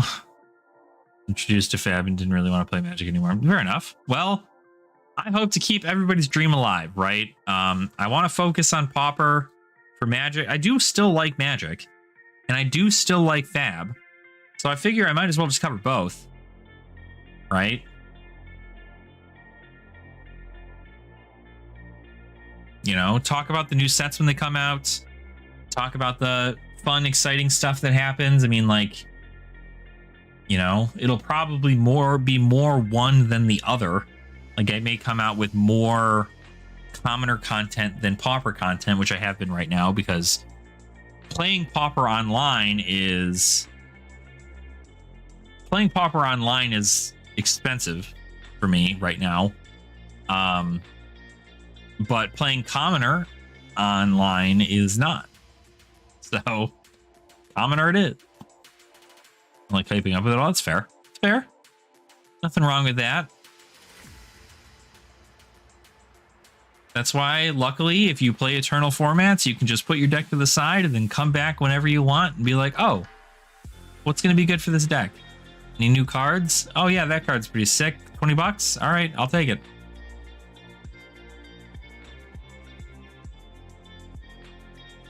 Oh. I'm also trying to pull the trigger on whether or not I want to buy a case of Outsiders. I really want to buy a case of Outsiders. But I don't know if I want to. Like, I want to. I mainly want to because of...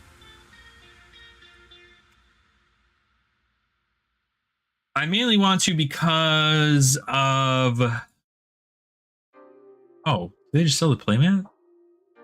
Yeah, they're just selling the playmat?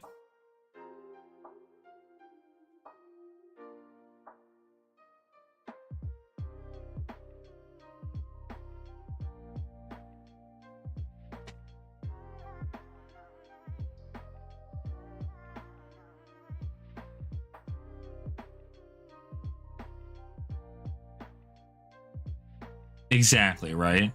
So like look at this playmat. Like this is a playmat that Forged in Fire is giving out. If you buy you can buy it for $25, or you can buy it with you get it with a case. And this looks sick. Got both of the new ninja masks, or the assassin and the ninja masks. I guess they're both assassin masks technically. It's so cool. It says, this is the other thing I see. Featuring art from Isaardi Therianto, the exclusive playmat features art and imagery used in the upcoming set Outsiders. This is a commissioned playmat directly from the artist and is not an official LSS playmat. Like, this looks so sick. The only thing that doesn't make this sick is the little Forged in Fire thing at the bottom. But, like, that's not bad. It's not terrible. But it's so cool. I love this. Like with the sword and like this guy with a glaive or whatever. Like what?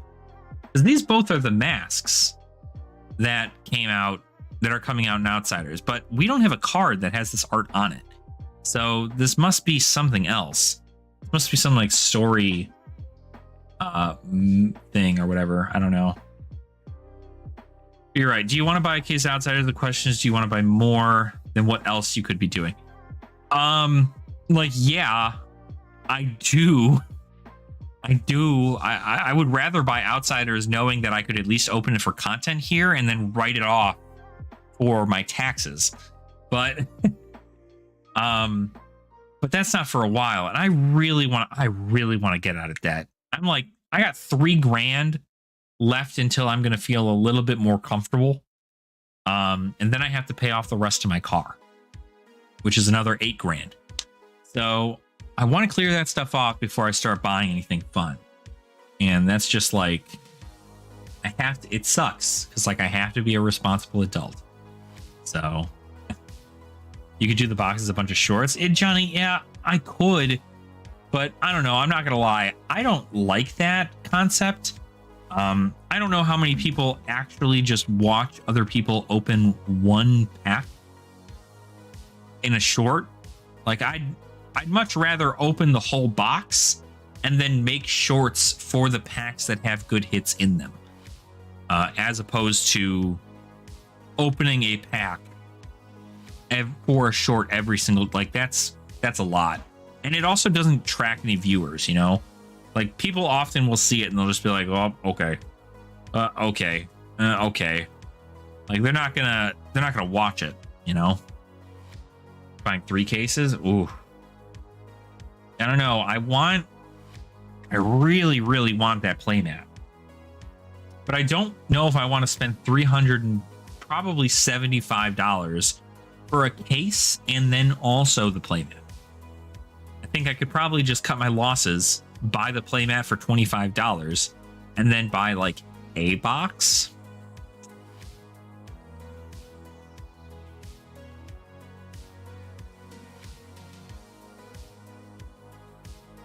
But I don't have that kind of money. If I did, I'd be doing more openings and I'd be selling more things online, but I don't have that kind of money.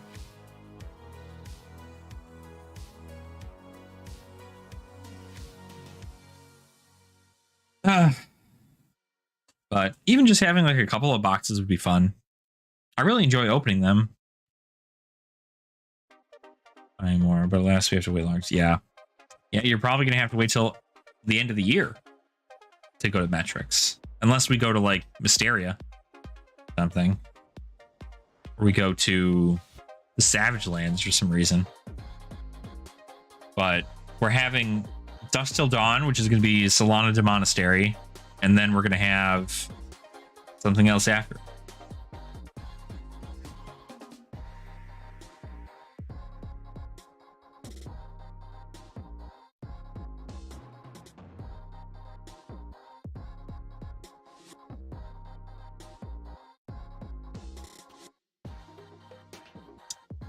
Keyword BINGINGBIN.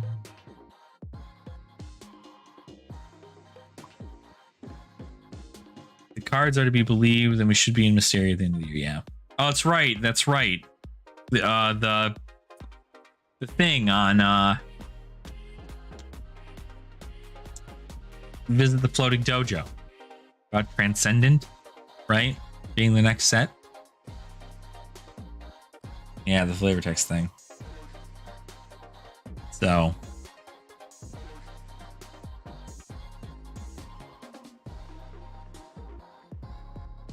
yeah, like I like the idea, right? The concept is there, but I feel like too many people do that. And they go, okay, instead of making one video for a box opening, they instead make 36 videos and none of them get any traction. Instead of making one opening video, taking the big hits from the video, turning those into shorts, and then like dolling them up to make them look like super fun and have like fun audio and so on and so forth. Like, it's very... I'd much rather do that because I feel like there's like more, there's really less work to do in the long run. But people want to do it, they can do it, you know? It's on them. I like the shorts I make now. The shorts I make now aren't... we actually been doing pretty good on shorts. The shorts have been getting upwards of 600 views every short pretty quickly too. So...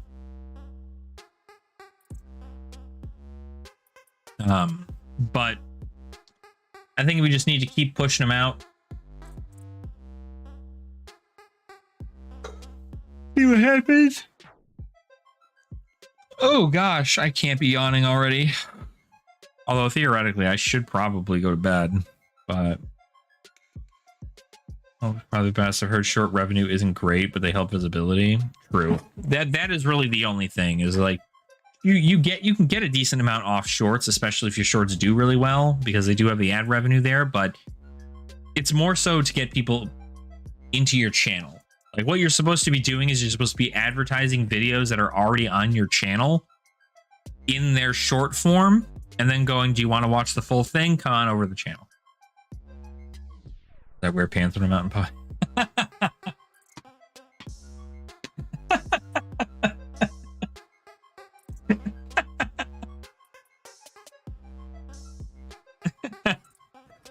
Oh my god, plates. Oh god. Dude's on a roll. Call you butter because you're on a roll.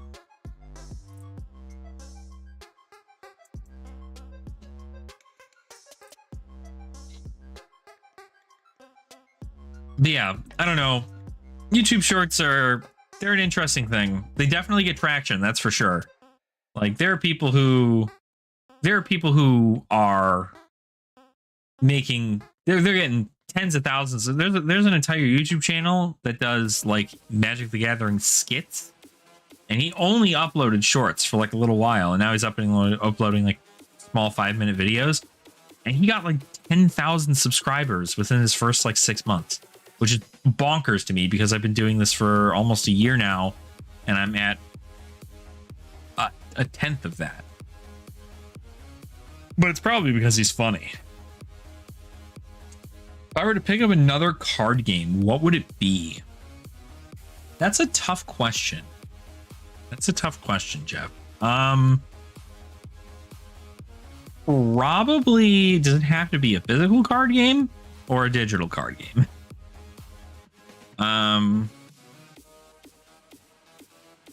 What would I pick up? I wanted to see what Digimon was like. Because I liked Digimon, like the actual show and the brand. I thought Digimon was pretty cool. The cards look really, really good too. I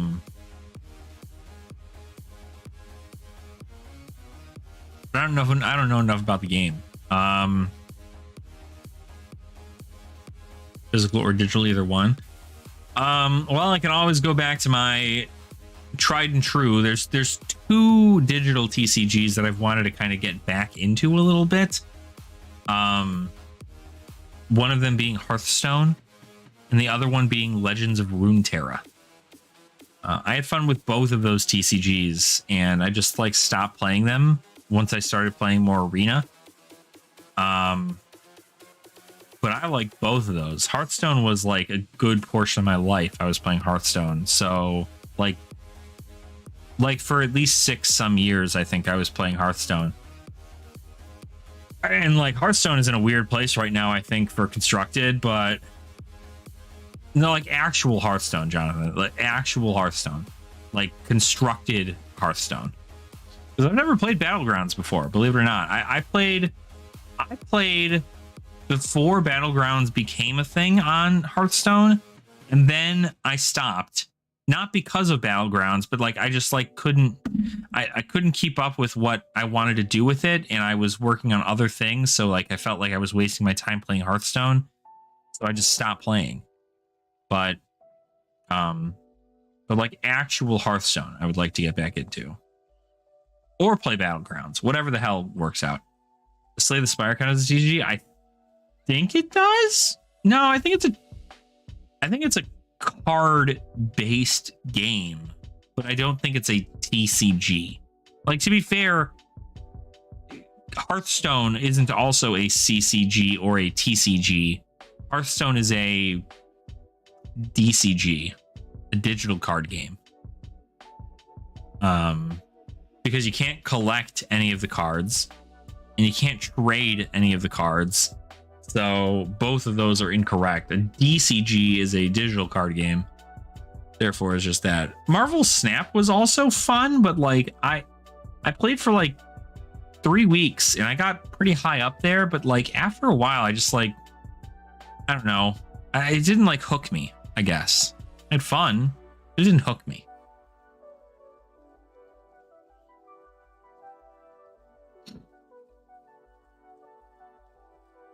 Yeah, I've been wanting to give. What cards did you play, Slay the Spire? Yeah, yeah, but like collectible is normally like to be displayed somewhere. You know what I mean? That's normally the concept, and like you're not normally displaying your digital cards, right? Because Slay the Spire is like you go up the tower and you fight the enemies with the cards you have and kind of deal. Because like at that point, right, you can consider Kingdom Hearts Chain of Memory as a TCG, and that's not accurate at all. So that's not even a DCG. That's just a video game with a card-based combat system, right? So I guess in theory, that's probably what Slay the Spire is too, right? I don't actually know how the game works. I haven't played Slay the Spire. Have not played it. I only have seen a couple streams of it, but have not played it. Yeah.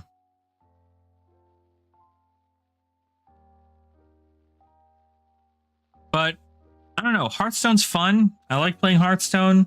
I think the concept's cool. I like the game. Although I gotta say, it got like pretty. It got pretty RNG heavy when I was playing last, and like I even hopped on maybe like a week ago, and I for sure like I was so lost. Like sometimes you just get cards that randomly make other cards, and you have to hope that you get a good card, and if you don't get a good card, then you kind of are just SOL and you can't really do much about it. Kind of sucks. Think about picking up poker. That is a card game. That is a card game. I don't know if you're trading cards in there though. Probably trading mean looks at your opponents, hoping they fold on you.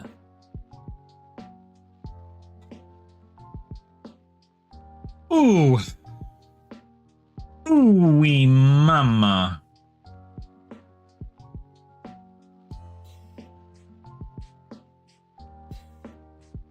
Do do do do do do do do do do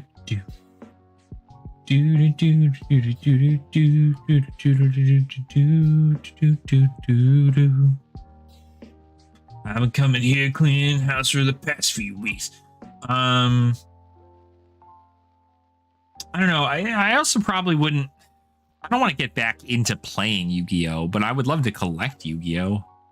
I like the idea of all the collector rares and the starlights and all that stuff. Of course, like the hyper expensive things. But Yu-Gi-Oh! Also comes out with some pretty cool collectible product. Like they just came out with like a 24 karat gold, like Exodia set or something. So that's weird. I don't know if it was 24 karat. I think it was like something else, like a cheap gold plated Exodia set, like all 5 pieces of Exodia like plated in gold. Wild, insane. I thought it was really cool.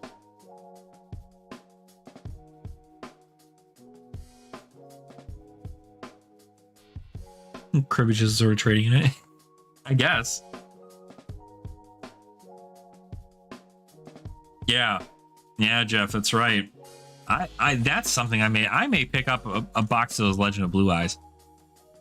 The Legend of Blue Eyes seems like it's gonna be pretty sick. I'd be down to buy something like that just for nostalgia purposes. I'd just love to have it, just to know that at some point when I'm like 60 plus years old, I can be like, you kids have no idea what we went through with these vanilla ass creatures that had no effects whatsoever. Look at this dumb little the Big D, was Big D in that one? What are the fucking, what the heck are these cards names even? Blue Legend of Blue Eyes, White Dragon. What the frack is some of these names of these cards? Oh yes, that's right. Little D, that's the one. Not Big D. There was never a Big D. It was only Little D. Basic Insect. Oh yes, of course. My favorite creature, Basic Insect. This is what we had to deal with back in the day. Dark Hole, still probably one of the most busted freaking things in the game. We had fusion stuff, but I don't even think the set had polymerization in it. Did it? Did it? No, it didn't. Did it? It had to have.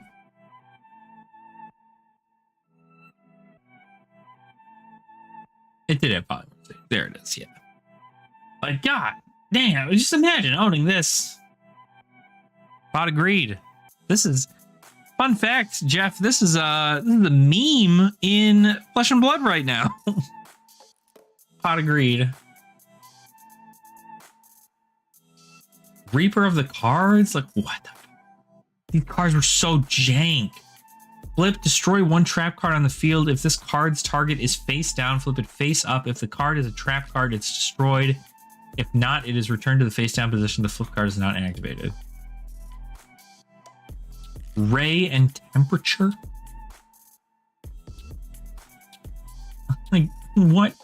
Like, look at the face this guy's got on him. What the jeez Louise? I genuinely, this is like the hugest amount of nostalgia I think I'll ever get in a TCG is this. Swords of Revealing Light, Succubus Knight. Like, can you believe people thought this card was good when it came out? You had to tribute summon for this. You can special summon cards with like 5 times the amount of attack and defense of this card for free turn 1 than you could back in the day. It's insane. It's insane to me. This card dope though. Little Trihorn Dragon.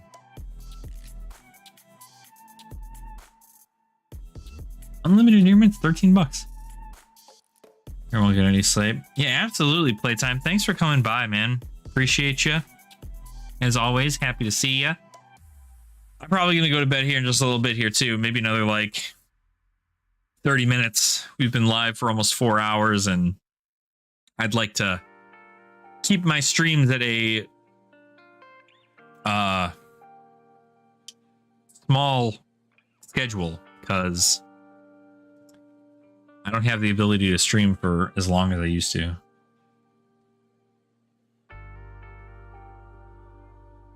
Trial of Hell.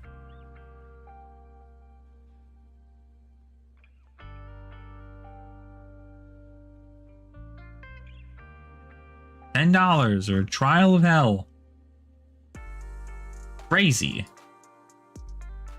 All right, have a good night, playtime. Good to see you. Take care. Sleep well. What other nonsense is in here? Two-mouth dark ruler. Break into a witty phantom. Yeah, look at this. 900, 700.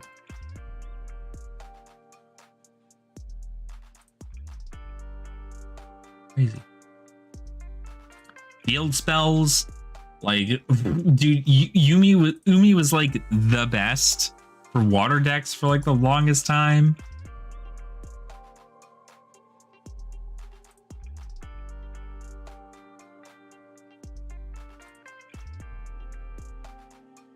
Cracked.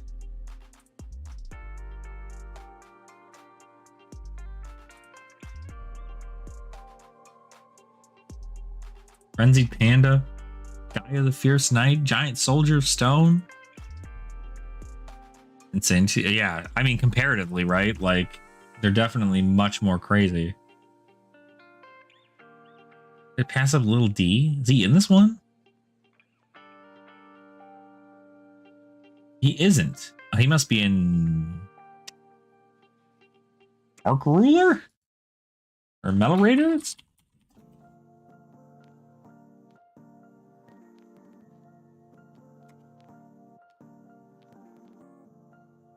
There's no way he's only in Joey's World Collection.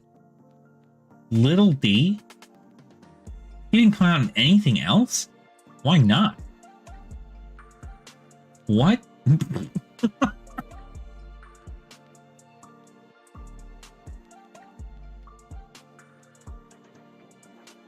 This Tyrannosaurus Tot's got a terrible temper.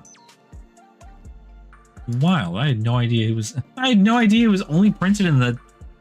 It seemed like it was so long ago.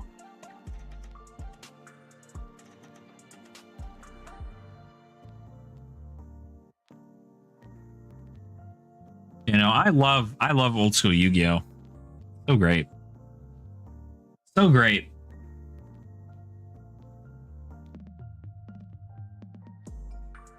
And they're still selling them for $4,000? People are still selling these unlimited boxes. They know they're going to get reprinted, right? I guess it's like a different printing, right? So not like it's something that's going to matter, but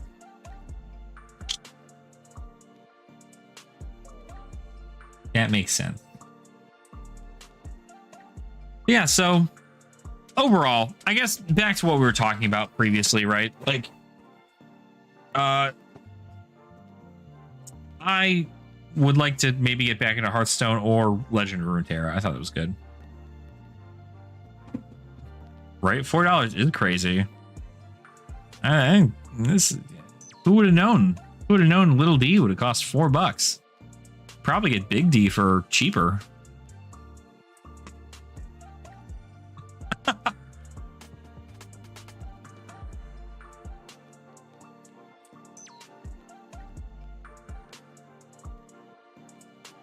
Yeah.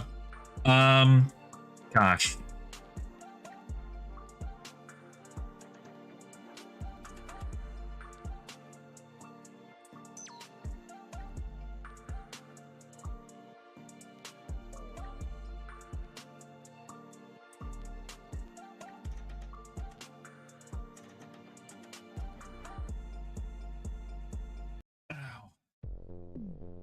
Release next Sunday for Fab, dude. Same. I'm going on Friday. It'll be so good. Who are you hoping to play, Julian?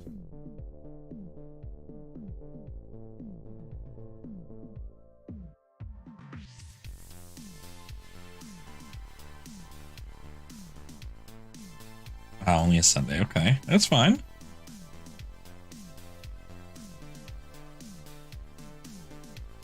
Any of the ninjas, yeah.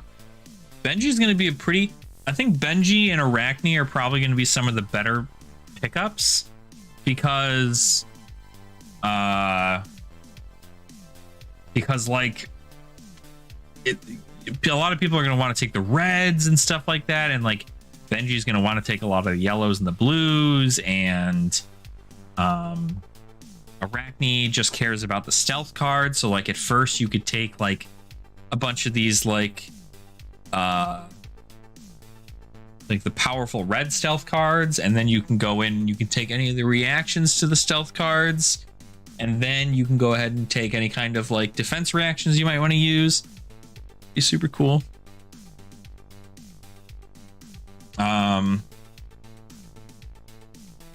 Digital card game master duel for Yu-Gi-Oh! Oh, has it really? I wonder how it has. I mean, it looked like it. You have like crazy influencers doing content for Yu-Gi-Oh! Master Duel, like Saikuno and Fusely. Like, those are huge creators playing something like Yu-Gi-Oh! So, like, that's kind of insane. Like, it's got a lot of eyes on that game. New heroes, I don't know, I'm not for them fair. Any Flesh and Blood tournaments coming up? I liked your vlog video. Well, that's in the talks right now, Jeff. The next thing that I could possibly go to is I could maybe for a little bit go to the 5K that is happening at the end of this month. There's a 5K brawl event that's happening in my area. And like Michael Hamilton's going to be there, like big names in the TCG world are going to be, or in the Flesh and Blood world are going to be there to play. Michael Hamilton, if you don't know, is the world champion of Flesh and Blood, and the first and current only world champion of Flesh and Blood. And he's going to be there. A bunch of my friends from my LGS are going to be there. So it's going to be a good time. But I'm not going to enter. So I figured maybe I'd just go and hang out for a little bit.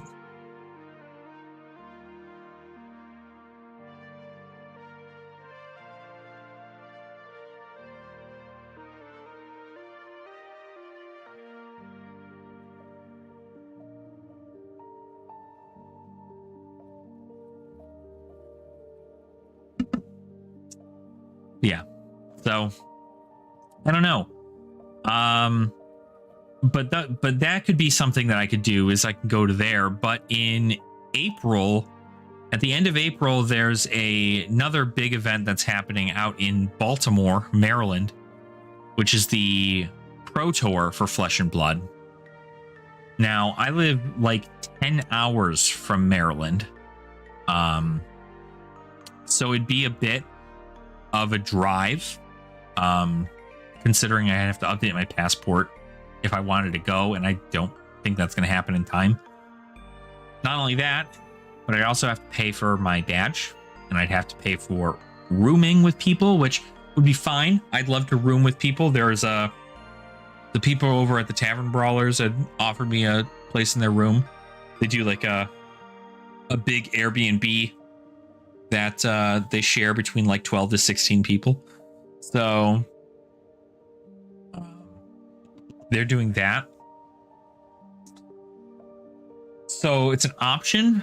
Counting in gas and everything, it'd probably be like a $500 trip or something, and that's like so much.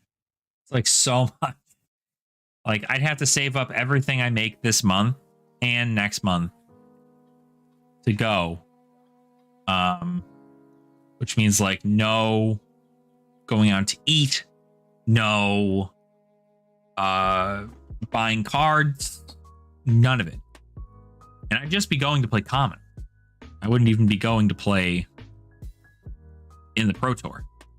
I'd be going to play Commoner. I'd be going there to maybe see about if people wanted to play Clash.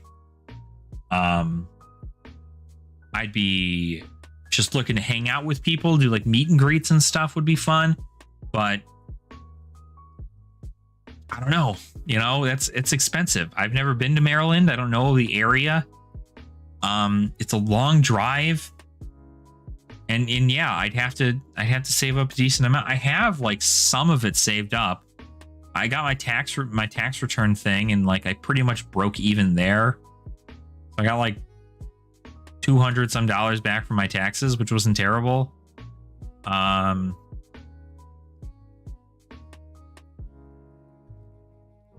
don't know though. I don't know if that's what I want to do. You know, I have to take off several days from work, and it's at the end of the month, which means that the second I get back, I have to pay rent, which is I have to make sure I have enough for rent. So like at that point, I'm going to drive all the way out there, buy my badge, and then not be able to buy anything.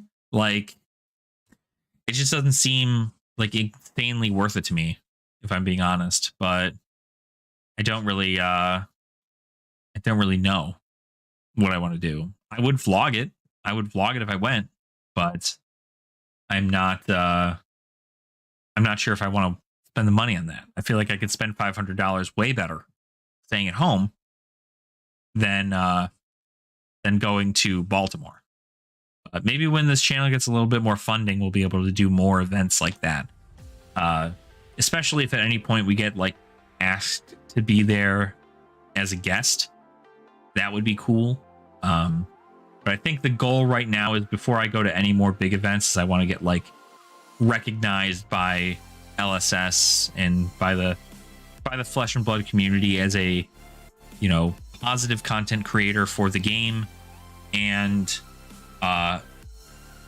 you know, a good influence to the game itself, because that's really what matters. Getting that kind of support from the company is going to help out a lot. You know, I'll be more prevalent in this community.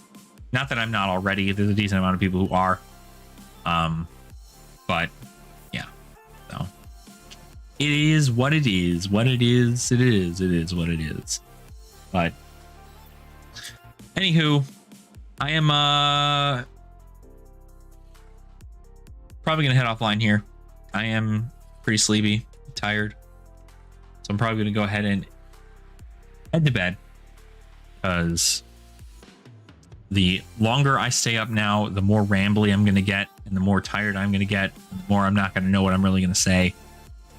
So I'm just gonna avoid all that by going to sleep. But thank you all so much for being here. It means a lot. You guys are awesome and amazing. I am so thankful that you guys would want to hang out with me, just chit-chatting here, talking cards, talking shop. You guys get a lot of transparency out of me during these live streams, and I know I don't usually like schedule them at a level that you know, people are like able to be here for, and they're also very late at night. But I mainly do this just to kind of catch up with my community, and it's like a special little thing I can do for just you guys here on YouTube. Because, you know, I wouldn't be getting the numbers I am if it weren't for you guys liking my content all the time. So anywho, again, thank you so much. You don't have to like the stream if you don't want to, but you can feel free to like it if need be. Make sure that if you are lurking, that you can always subscribe to the channel if you want. That way you can chit chat with us here in the live stream chat when you are here next time. We do also have a channel membership here on the channel, something that I do need to work on kind of perfecting a little bit more, but we do have a channel membership. So if you wanted to support the channel at a monthly payment of, I think it is $5.90 or $4.99, a monthly payment of $4.99, you get sub badges for the channel, and you get emotes, kind of like if it was on Twitch. So that's a special thing to kind of like support the channel, but you don't have to. That's absolutely, you know, not necessary. Obviously, do that only if you feel it is necessary, but it is totally fine if you don't. So yeah. And then we have a Patreon too. If you wanted to check out the Patreon's also available, but feel free to go to any of the videos. You'll find the Patreon in the description there, and it'll be fine. So, but yeah. So thank you all so much for watching. I do appreciate it again so much. And I will see you all in the comment section until next Friday. So have a wonderful night and nerd out.